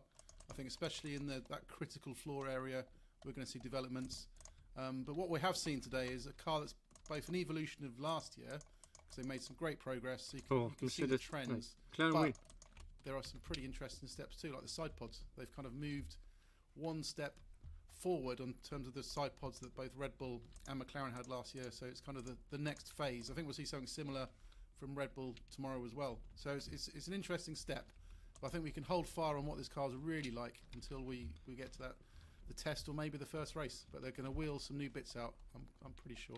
Yeah, and what about you, Matt? What did you kind of make of those images we saw earlier? Similar to John. John's more of like the tech expert than me, so I can look and go, I saw nice shiny surfaces. But I think from we saw the RB20 brake cover at Silverstone, some great people taking spy shots and sort of zooming in them, trying to make them as least pixelated as they can. And the McLaren sort of looks broadly similar. I know we've all sort of latched onto that side pod design during this ground effects era, and it's really simple to say, it's really sort of simple to say this, but the fact is that it looks broadly similar to what the top in class are doing. That's positive, because what we all want is a more entertaining season than last season. So if their car is that bit closer to Red Bull, then bring it on. But like like John said, like Andrea Stella has said in this media call, it's not like a complete red herring what they've shown, but this is not the final car. So yeah, we'll be there with some photographers and pen and paper, I guess, on the first day of Bahrain testing, see what the car really looks like. Yeah, and I think you've both really alluded to the fact that it's more developing what happened in 2023 for McLaren. John, what has the team principal, Andrea Stella, actually said about this year's concept? Is it more of an evolution of that car that we saw towards the end of last year? Yeah, I think it's building on the success of last year, but I think equally they've had a few kind of problems to dial out, because we had this kind of phenomenon last year where that car moved dramatically forwards, and then we'll all remember Silverstone in the British Grand Prix and Lando leading, and that team suddenly had gone from start of the season battling pretty much at the back. That was so amazing, just seeing both McLarens, and Lando got to actually lead some laps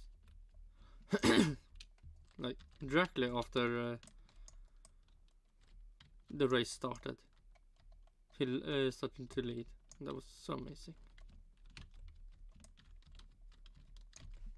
The grid to fighting right at the front by mid-season, and they built on it. But there were some quirks kind of came with those upgrades. We saw Lando Norris, often make mistakes in qualifying, would prove costly. So I think they spent a lot of the winter trying to dial out some issues that had kind of been put into the system. Perhaps similar to what we saw at Aston Martin, is that they improved that car, the balance went away and they weren't as comfortable. So Andrea says they've had to address that. They haven't addressed it all in the launch spec. There's more to come. They're working away and plotting the development. So I think they've addressed that. They've tried to address the tyre degradation, because they weren't fantastic on tyre deg last year. It was a big weakness at the start of the season. They made improvements, but they weren't as close as where they wanted to be to the Red Bull. So they've worked on that. And straight line speed as well. It's been aero efficiency was one of their key problems last year. So it's these three key areas they've kind of pushed on. So I think it's a mixture. I don't even call it 100% evolution. It's not 100% revolution, but somewhere in the middle. So I don't really know what we would call that. I guess we'll wait and see once the cars get out on track. Moving on to the drivers, Lando Norris did recently sign that long contract extension with McLaren, so he is committed to the team for the next few years, and also had a quick shakedown at Silverstone earlier today.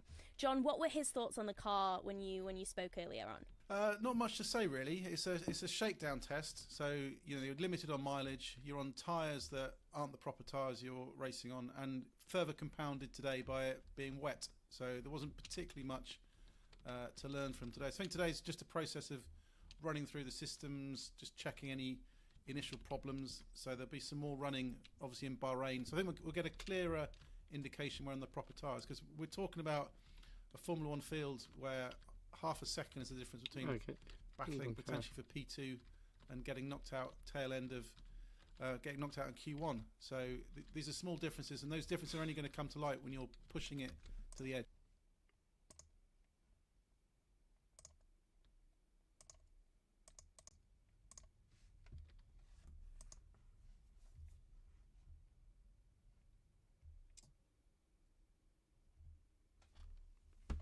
Oh shit, this is 22, 23.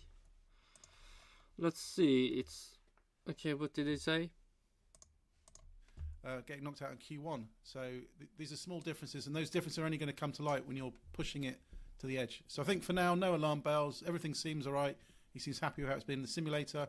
But it's going to be a critical week next week, I think, because none of the teams know where they're going to stack up. I think they all feel that at best they're going to be second behind Red Bull, but they can't all be second. So some teams are going to be very disappointed in 7 days' time. Yep. Okay, whatever he said, he talked about small difference. Okay, let's see. There's so small difference. So Sargent succeeded to get 1 point. Lawson 2 points. Ken Magnusson 3 points. Jürgen Yu 6 points. Okay, Daniel Ricciardo 6 points. Hulkenberg 9 points. Bottas 10 points. Tsunoda 17 points. Alex Albon 27 points. Okay. Then we have a you can say a big gap. Then we have Alpine with 62 points and 56 points. Then we have even bigger gap with Aston Martin. Stroll 74 points.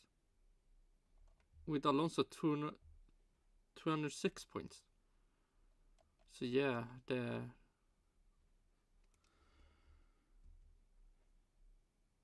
I mean, just because you're qualifying close, the race is not close.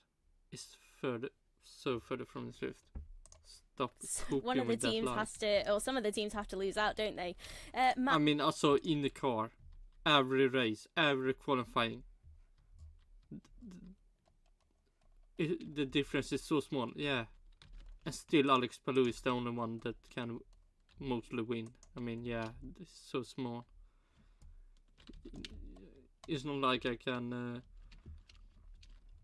bet on Alex Palou to win and then win a lot of money, or maybe not a lot of money, because everyone knows he will win. Lando is a really experienced driver now, and he's got that integration within the McLaren team, having been there for years. He's very much considered the team leader. Does he have any pressure on him going into this season ahead with the likes of Oscar Piastri as his teammate alongside him? Yeah, I think that's a massive source of pressure. You know, I'm sure it'll be a little bugbear for Norris that, having guided the team through the ups and downs, having seen off Ricciardo, the young kid comes in and nicks that sprint race win. Okay, it's not a Grand Prix victory, but he's got to the top step of an F1 podium before Norris. So I'm sure that sort of is living in his head rent-free. And Piastri did... Oh my God, it's like destiny phenomenally strong as the car developed throughout last year. So I think, yeah, Norris is the experienced one, the team leader, but he's got to make sure that, you know, he keeps that position in the qualifying heads-to-heads. And but it's destiny that have Hassan and Walsh rent-free in his head, where the car's reliable, outscoring his teammate, which, you know, I think from what we've seen, he's got absolutely the capacity to do that. He's a phenomenal driver, but you know, Piastri's proved himself to be such a prestigious talent. Obviously, they've both committed to McLaren on long-term contracts. A side note, sort of just in the nick of time with Norris, because now there is that Mercedes seat up for grabs to 2025. But they're both committed, so, you know, they... But I really don't think he would want to go to Mercedes, even if he didn't sign the McLaren. Need to keep working together and sort of focus on that main prize, which is moving McLaren forward, going after Red Bull. And, you know, there's no point when they've got a few seasons stretching out together to go to sort of all-out war in this intra-team battle. But I think, you know, McLaren have got that great thing which Red Bull are lacking, Mercedes do have, Aston Martin are lacking, which is where if your lead driver on whatever day drops a ball, reliability, slow pit stop, they will have a Piastri or a Norris to, you know, step into that gap, to play rear gunner, to allow them to split strategies. It's such a well-matched driver lineup. So that's sort of something to be really envious of, and then just sort of manage that well, bring each other along well. But yeah, I think Norris, he's very at ease with his standing, isn't he? He's a celebrity. He's phenomenal in the car. He's loyal to McLaren. They love him. I don't think he's going to be sweating too much. Especially not after that phenomenal campaign last year from Oscar Piastri, because although he is a rookie, you know, he does have the raw speed and the talent to challenge Lando. What do you think he needs to do himself this year? You mentioned the intra-team dynamics and making sure that you maintain that balance within the team, but is there anything that Oscar needs to do to assert himself in that team a little bit more? No. Helgen har varit fantastisk. Idag har varit jätteroligt med allting med smink och styling och fota. No. Please stop with that. I'm going to cheat a little bit to make myself sound more informed. I spoke to him in the final races last year, and he said a big thing for him is going to be the off-track. So, you know, he was coming into F1 and basically messed up his logistics a little bit. He was flying at silly times, you know, basically overexerting himself, not allowing him enough sort of rest and recovery. So he's going to refine that outside of the car, so that, you know, this longest ever season, as we keep repeating, looks really daunting on the horizon. But if he can just turn up with sort of 2-3% more energy, having a better night's sleep in business class or whatever it is, then that'll go no end. But the fact that, you know, we expect McLaren, okay, they've said they've missed some innovations off this launch spec car, they should sort of relatively hit the ground running, and sort of from where he ended the last season, he's got a lot of momentum behind him. If McLaren have sort of, with their updates last year, they did introduce some like tricky handling on the car, it would snap. So if they've dialed out and it's like a smooth ride to begin with, then I think he'll just build on last year. I suppose the only difference is that we saw a few times on track where I think rivals underestimated him. You know, case in point was it with Russell in Austin, where Russell sort of tried to bully his way around and then Piastri answered back a bit. So I don't think anyone will be underestimating him this year, and I don't think anyone will be giving him an inch of space. Well, as we did mention earlier, the McLaren last year didn't start off the most competitive, and as you've both mentioned, they brought updates throughout the season which made them far more competitive. They were able to challenge for those podiums. Do you think that they can continue that and potentially be challenging Red Bull for wins? I think we're all, fairly certain that Red Bull is going to be right at the top of the field as well, but with McLaren having such a successful back end of 2023, they've got that momentum going into 2024. What do you make of that, John? Do you think that in reality they will be able to challenge for wins this year? Yes. I think it's probably going to be a season, and Lando Norris alluded to this, because I asked them the question that the fact that grid had closed up so much towards the end of last year and everyone's anticipating it being exactly the same. Fernando Alonso at the launch, we spoke last weekend, this week's gone by in a blur, talked about his biggest concern was that the field is so close now that tiny not this talk again, please. Fractions of a second are going to be the difference between you having a weekend where you're stuck at the back and can't do anything and being right at the front.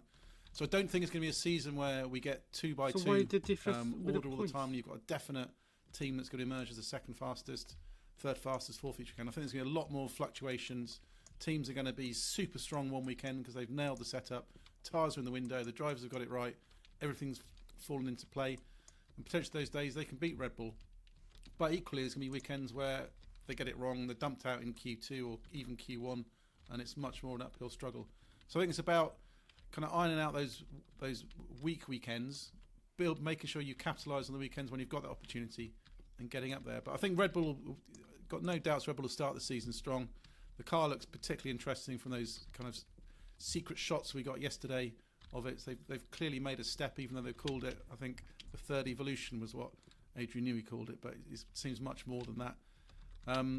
But maybe the others will catch up. Maybe the diminishing returns at the front are playing out, and we're going to have things even closer and a lot of shocks along the way. Matt, how do you make of that? What do you think? Do you reckon McLaren are going to be up there at the front? As you said, guys, before, not all of the teams can be at the front of the grid, but I think McLaren have a pretty good chance of being up there. Ferrari. Yeah, I think they're a good source of optimism for all of us. Like there is no bias here. It doesn't matter if it's a Haas or a McLaren or an Aston Martin. For a better season, you need someone to go after Red Bull, and Andrea Stella has been like brilliantly honest since he took that top job. So he said last year the car's off it, we will start slowly. Then he said, hang on, we've got some mega upgrades, we will be more competitive, and so it came to be. This year he's saying there's a few bits that's not on the car, but we've evolved well, and we're there's still basically room to improve. It's not as if they bolted on a load of bits and are now that much closer to the absolute ceiling. They say there's still lap time, there's still a steep development curve to this car. Okay, that doesn't mean they're going to find half a second every time they bolt on a new wing for Silverstone like they did last year, but there is scope. Whatever we see in Bahrain, they can still build on that. So if they are that bit closer to Red Bull, and again, like when you asked John and I, are they going to go for race wins? Well, it's that, isn't it, that when Red Bull have a miscue, they can go for wins. We're not saying it's going to be a drawn out championship battle that's going to go down to the wire in Abu Dhabi, but if there's a bit more, if Red Bull do have to sweat, if Perez does drop the ball and someone else is there, and equally if Lando Norris does have a few more snaps of oversteer and then he's lining up 9th or 10th, that unpredictability, that variance will make it more exciting. But I suppose to stop sitting on the fence, I think they will be there or thereabouts. New wind tunnel, some major hires coming in this season, a good driver lineup. Like the ingredients are all absolutely there. Absolutely. And finally, let's kind of wrap it up. We've seen a lot of the teams this year go down the Red Bull route in terms of their side pods. But John, as you mentioned in a previous video, the suspension layout has been a big talking point in this season. Do you think it's going to carry on that year? Do you think it's going to be a big factor? No. It's interesting because you look at cars from the outside, But you I can't will pick the succeed. obvious differences. It's been in the past side pods, but you spoke to all the team's technical directors at the time about why your side pod's different. Is this an explanation? They all said no, it's not. You're making too much of it. So we kind of focus on the things that are very visually different.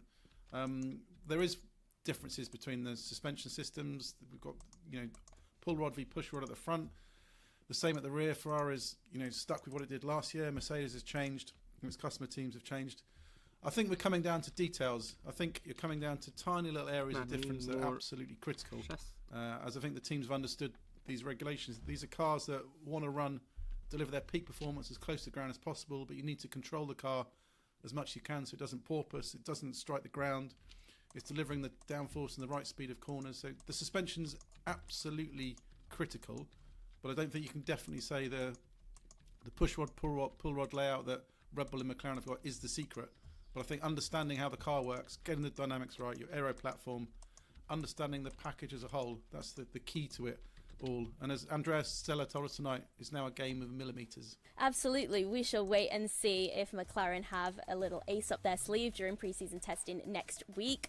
But for now, we are down to just one remaining team to unveil their 2024 challenger. Join us tomorrow as Red Bull Racing unveil what is set to be the car to beat. Thank you so much for watching. Let us know your thoughts down below and don't forget to subscribe.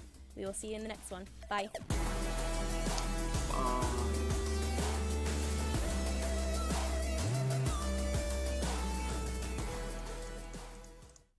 All these feelings keep making me smile. Oh shit.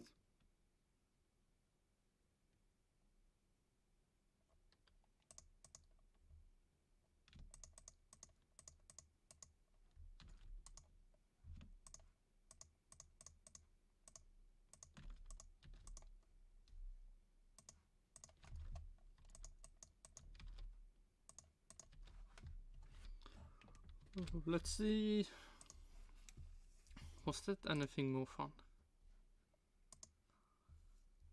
I mean, that can be shown.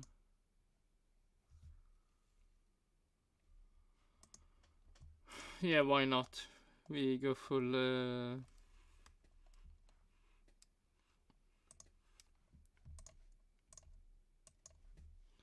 Back to P1. No, McLaren.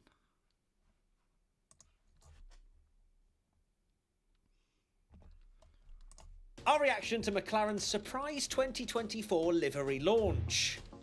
Hello everybody and welcome back to an emergency P1 podcast. I hope you're all seated, ready for a reaction that we did not think we'd have to do on a random Tuesday evening.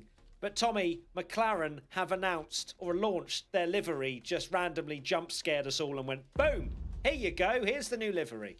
Absolutely crazy. We thought that Gunther Steiner emergency podcast would be the only one in January, but they said that all these cars were getting launched in February. McLaren are just like, no, middle of Jan, here you go. Obviously it's not the car, just the livery, but still, it took us all by surprise. I love how we say it's not the car, it's the livery. This is literally what everyone else is going to do as well. Exactly. But I'm surprised about McLaren doing this, mainly because, well, I don't know. They're still going to have a team launch, right? So they've announced that on the 14th, which is the same day as Mercedes, they are going to be launching on Valentine's Day. Can't wait for more Valentine's Day puns, yada, yada, yada. But this just came out of nowhere. Of course, we knew that McLaren were in the kitchen. Don't get me wrong. They were cooking up something because they had removed all of their posts on Instagram, hadn't they? They'd basically wiped the slate clean and put up one video, wasn't it, that was whatever it takes. Yeah, and we thought that would be it till the launch. Weird. The profile picture was weird as well, where it was like this geometric. The weird thing is, yesterday I looked at that profile picture and I was like, oh, it looks like a date, and then it looked like 1601, and I went, well, that's January. That's not the car launch date. Surely it's meant to say 1602, and didn't think anything of it. And then today, boom, like you say, here it is, the new livery, which I just so unexpected. I just messaged you, didn't I? Like, McLaren have just launched their livery. Emergency podcast now. Yeah, you messaged me. I was like, "What? What are you on about, huh?"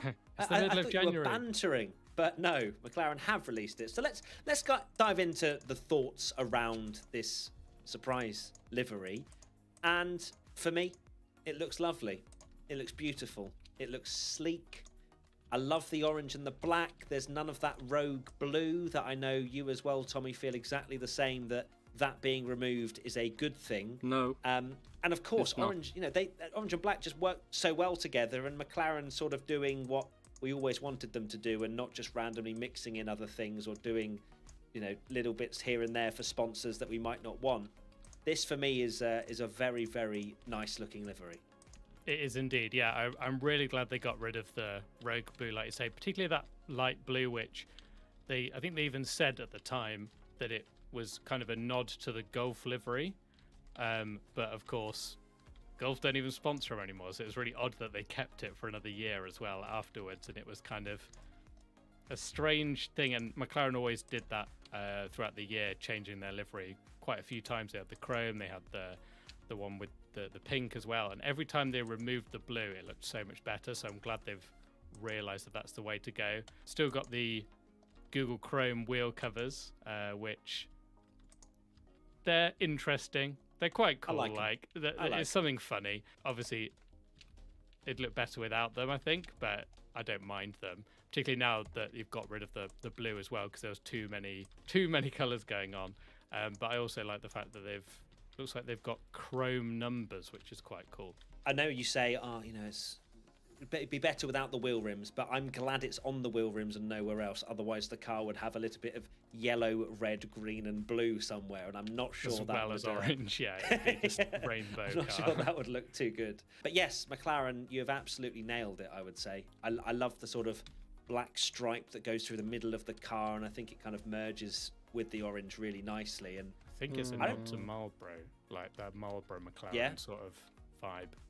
That's what I get from it, is like that kind of McLaren Honda era where it's kind of the diagonal line. I feel like that's what they're going for with that. It's like a kind of nod to the past. So now that they've actually launched their livery, and we both are in agreement that it is a wonderful looking livery, I guess the next question is, why did they do it now? Why have they just dropped it out of nowhere? And also, I guess following on from that, something I want to talk about, which I'll do now actually, is this whatever it takes campaign, this slogan that they're going with, that video, it kind of painted a picture of McLaren being really under pressure, under threat. They're in a crisis, this, that, and the other. I'm not sure 2023, for the majority of it, was what those headlines were. I think at the beginning, obviously, there were, obviously questions because they were really slow, but they turned that around quite quickly. But for me, I watched that video and I go, you found something, haven't you? Also you've got teams something. All do this. They're always like, but this seems it's new. Mercedes did it last year, sus. where they were like, posting memes about look how good we're going to be, and then they were like, first race, Red Bull miles clear and our side pods aren't very good. So but they're chefing. They're hyping. There's definitely a lot of they will be a lot of hype there. Maybe the hashtag whatever it takes is whatever it takes to be the first to launch a livery, because we all thought.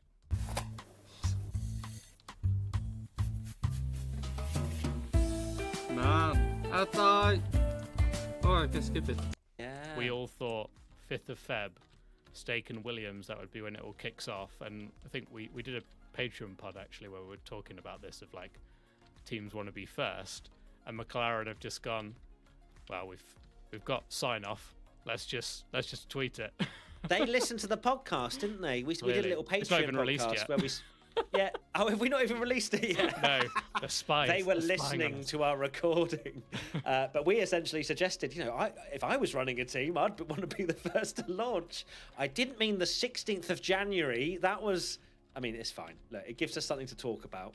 I guess, as I say, following on from that, why have they done it? Do we think it's genuinely because they just want some eyeballs and they know that F1 is really dead at the moment and there's not a lot going on, so they will be the centre of attention for quite literally 2 weeks now?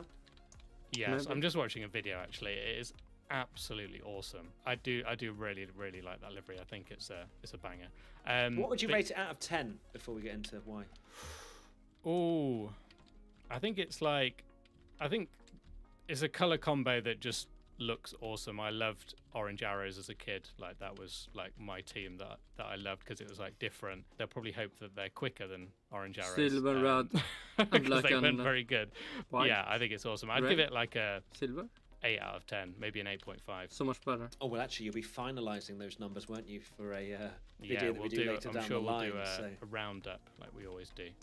I can't wait for a comment Grading. on our roundup one where you call it a 9, and they're like, well, actually, no, on your reaction video, you called it. How dare you change your opinion? Well, it always changes, doesn't it, when you see others? Because then you've got like a Yeah. benchmark. Because this might be the best one, and then it's like a 10. No. But at the moment, like I do think there are little things they could do, maybe look a bit better. But just getting rid of that blue, black and orange is just such a great combo, and it looks awesome.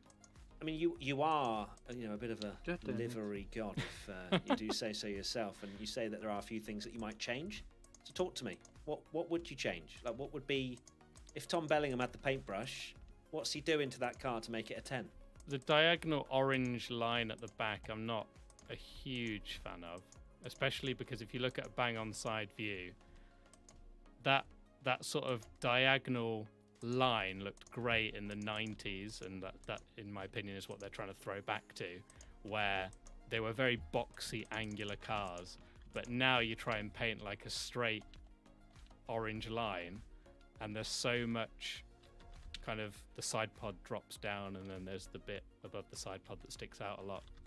Big technical analysis here, and and it doesn't, it's not like a, it's a difficult surface to paint, and sometimes I think from some angles it doesn't look as great, but they've done a great job basically just ditching the blue. But then at the same time, they've also not released their car yet, so who knows, maybe it works amazing on their new look car, and they've got something under their sleeve, because again on that Patreon pod we discussed that they were the team that were quite secretive back in the day of like doing cheeky things to hide bits on their car. So maybe that's what they're doing, that they're first with their livery, but they don't need to share the car, which, like you said right at the start, that is what a lot of teams do now anyway.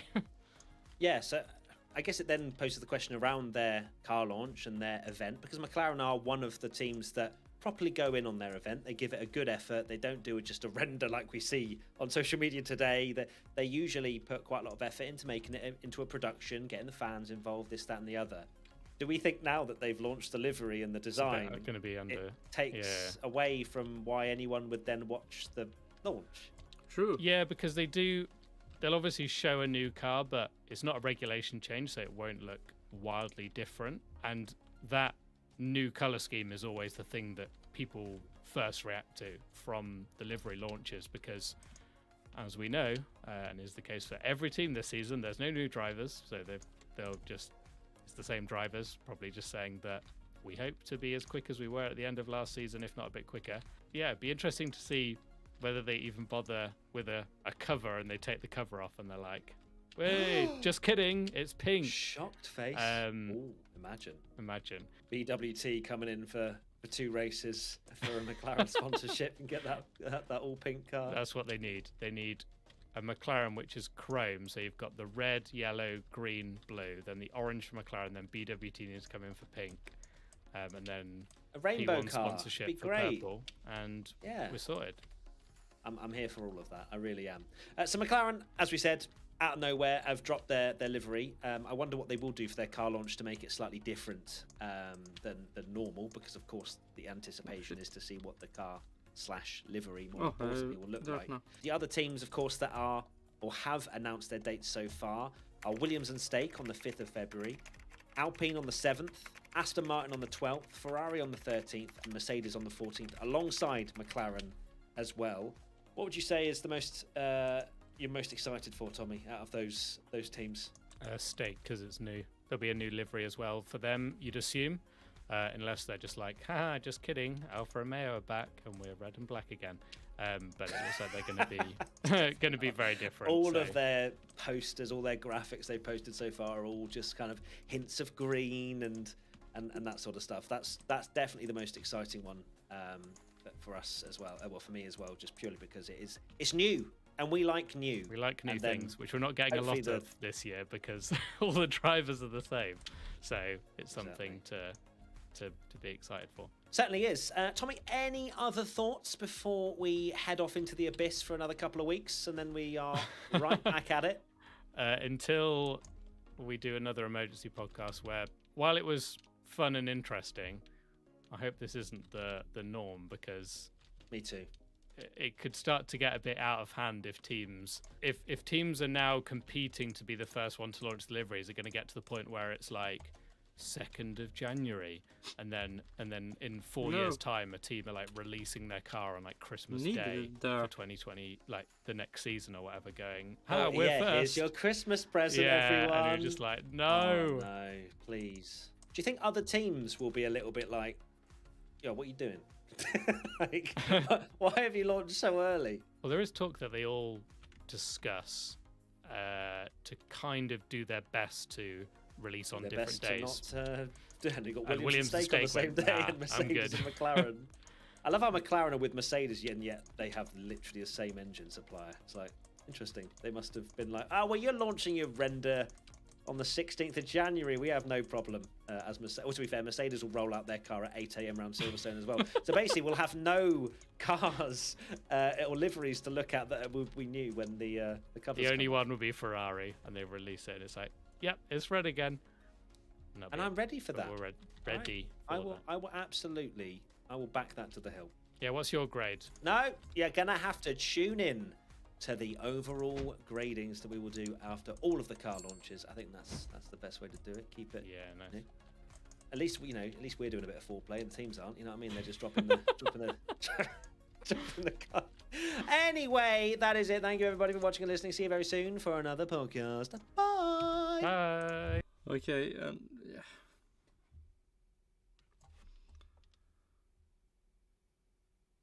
Oh shit. Wait. God damn it.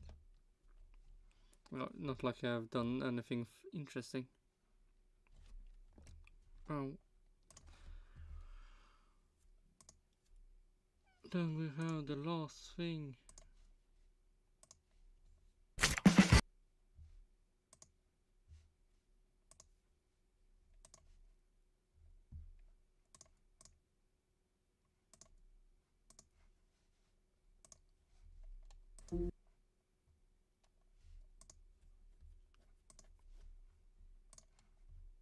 Now we've seen the livery, now we've seen the real McLaren MCL38. Well, except for the parts of McLaren's 2024 F1 car that are being hidden. Let's see, what McLaren is hidden on its real 2024 F1 car?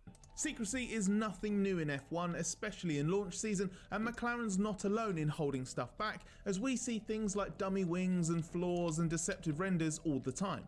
But McLaren's been particularly careful not to reveal some sensitive areas of the car in the images of the MCL38 it has shared, which we understand is mostly the real thing that ran in the shakedown at Silverstone on Wednesday.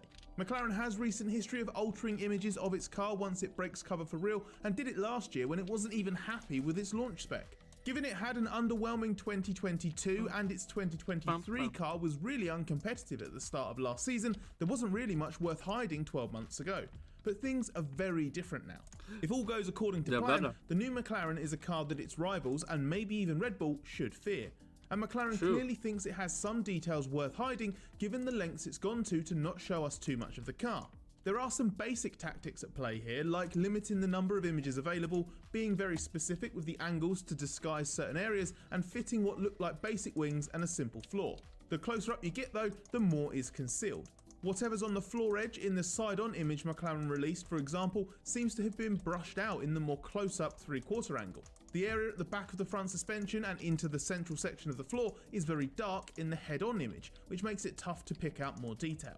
And what is clearly a very different sidepod inlet approach, assuming it is real, which we think it is largely disguised by the distance and darkness of the side-on shot and things like the front wheel and front suspension in others. McLaren running this car at Silverstone, where spy shots often start leaking out, and doing it on the same day as Mercedes, means this car gets out into the open a little earlier than if it had waited until Bahrain like last year. That's why, at least for now, McLaren's hiding some design ideas in the images it can control. So what can we see? An innovative evolution is what team principal Andrea Stella promised us with the MCL38, and there are clear signs of that. The sidepod inlet looks the most visibly different approach with an overbite style rather than underbite. While other teams are going for the underbite pioneered by Red Bull with its aggressive letterbox shape, it looks like McLaren is exploring a new path, having gone in that initial Red Bull direction itself last year. Red Bull might be moving away from the trend it sparked too, based on some grainy spy shots of the RB20. Linked to that is a design similar to how Mercedes used the upper side impact protection structure as a wing, although McLaren's is not as independent or as aggressive. McLaren appears to have moved some radiator furniture away from the front of the sidepod to create space, which has allowed it to expose the upper SIPS bar just below the mirror. The intention may be to energise the airflow going along the top surface of the sidepod, but this could be more inefficient as any airflow spillage from the inlet may head off in different directions instead of being channelled up and over, and that may impact subsequent flow structures. The rest of the sidepod shape behind is clearly an evolution from last year, a bigger initial undercut leading into a slightly bulbous shaped but tighter sidepod than before, in line with the prevailing trend across the grid to assist the airflow to the back of the floor.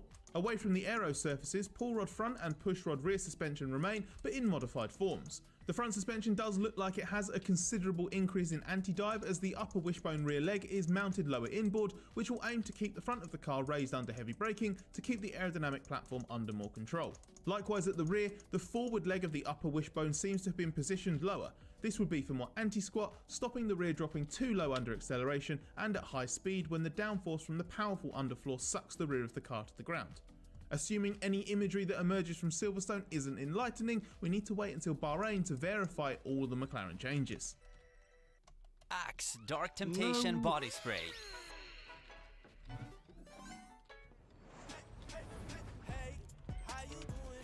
No, let me skip that. Allt är möjligt med en oemotståndligt fräsch doft. Lukta oemotståndlig. The Axe Effect.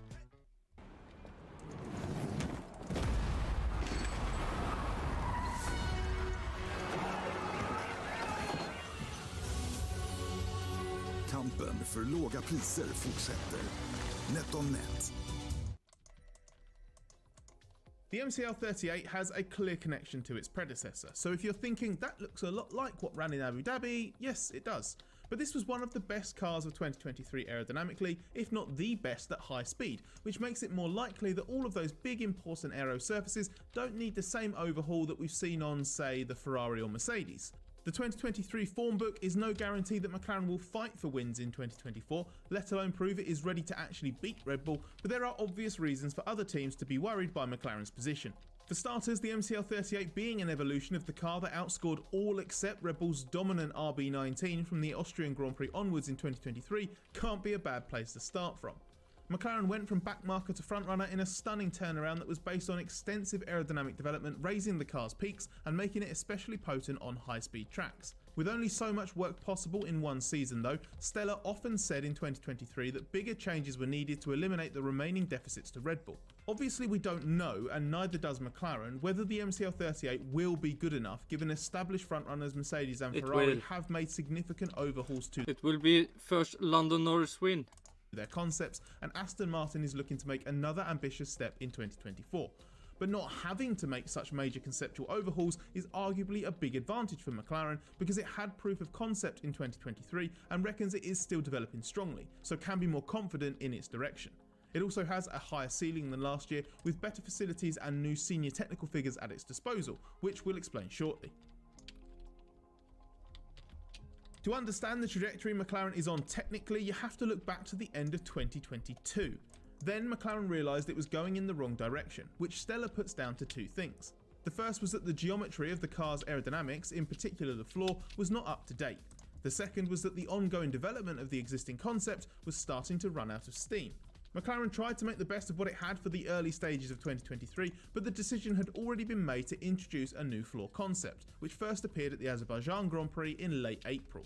This meant visible changes in the geometry of the floor edges, accompanied by modifications in the underfloor, but it wasn't until the Austrian Grand Prix in July that McLaren's form was transformed thanks to the introduction of a major upgrade focused on the side pods. That marked a visual step towards the Red Bull concept, furthered by another major upgrade package in Singapore that made McLaren Red Bull's biggest threat on high-speed tracks such as Qatar and Suzuka. The 2024 car is effectively a further evolution of the change of direction McLaren started to go in way back in late 2022. Yet Stella says there's no signs of diminishing returns with the 2024 car. This proves that not only is McLaren on the right path in terms of car concept, but also that it understands the subtleties of these cars.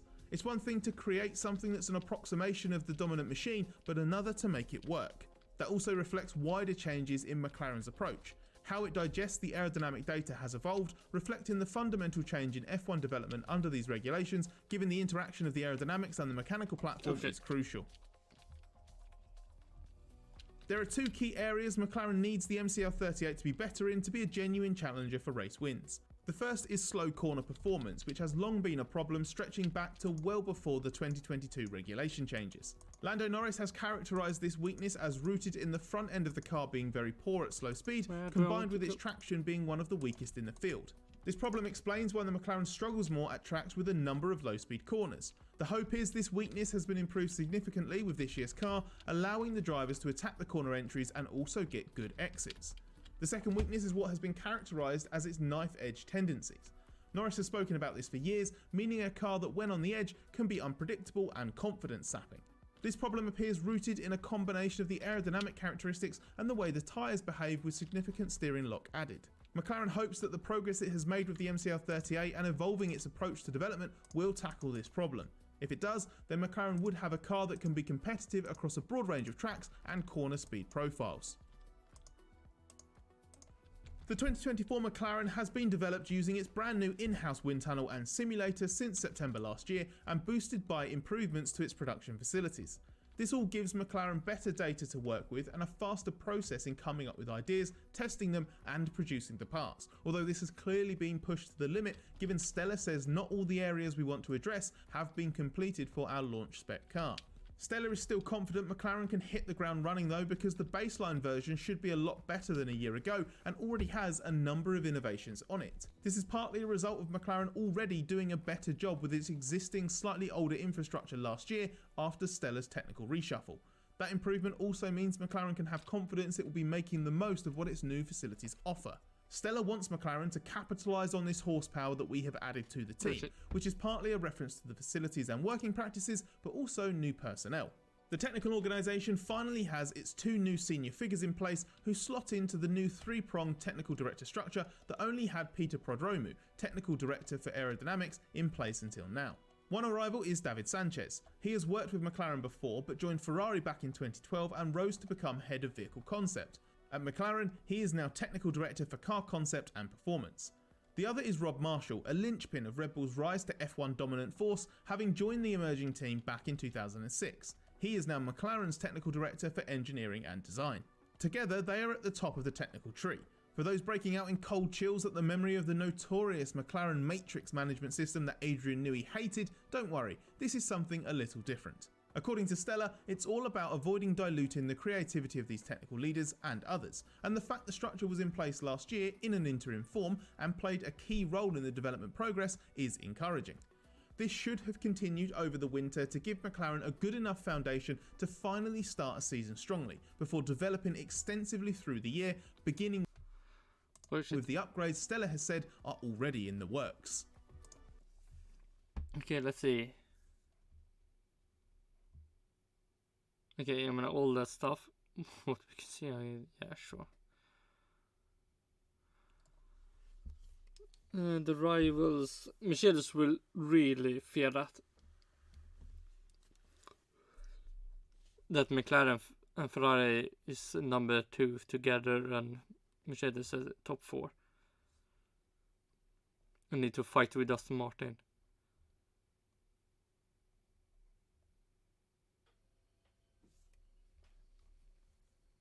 Yeah, I hope they have fixed the weakness so Lando can actually...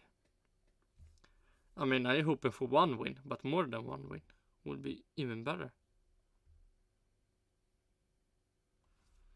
But that's everything. McLaren and Mercedes, and I don't know where to put them.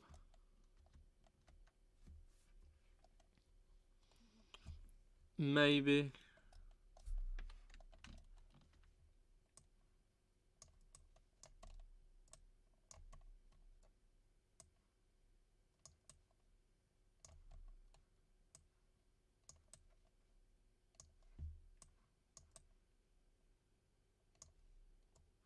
No. We need to move this down more.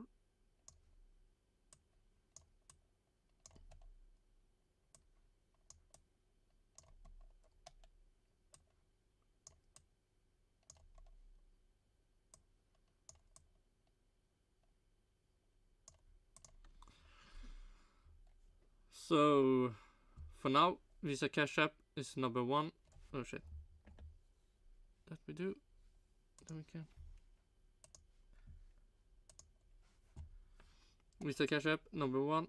Then Ferrari, then Williams, Aston Martin, McLaren, Mercedes, Stake, Alpine, and Haas. And maybe Red Bull on the top. But we will see tomorrow. If it will be a normal livery or the greatest livery.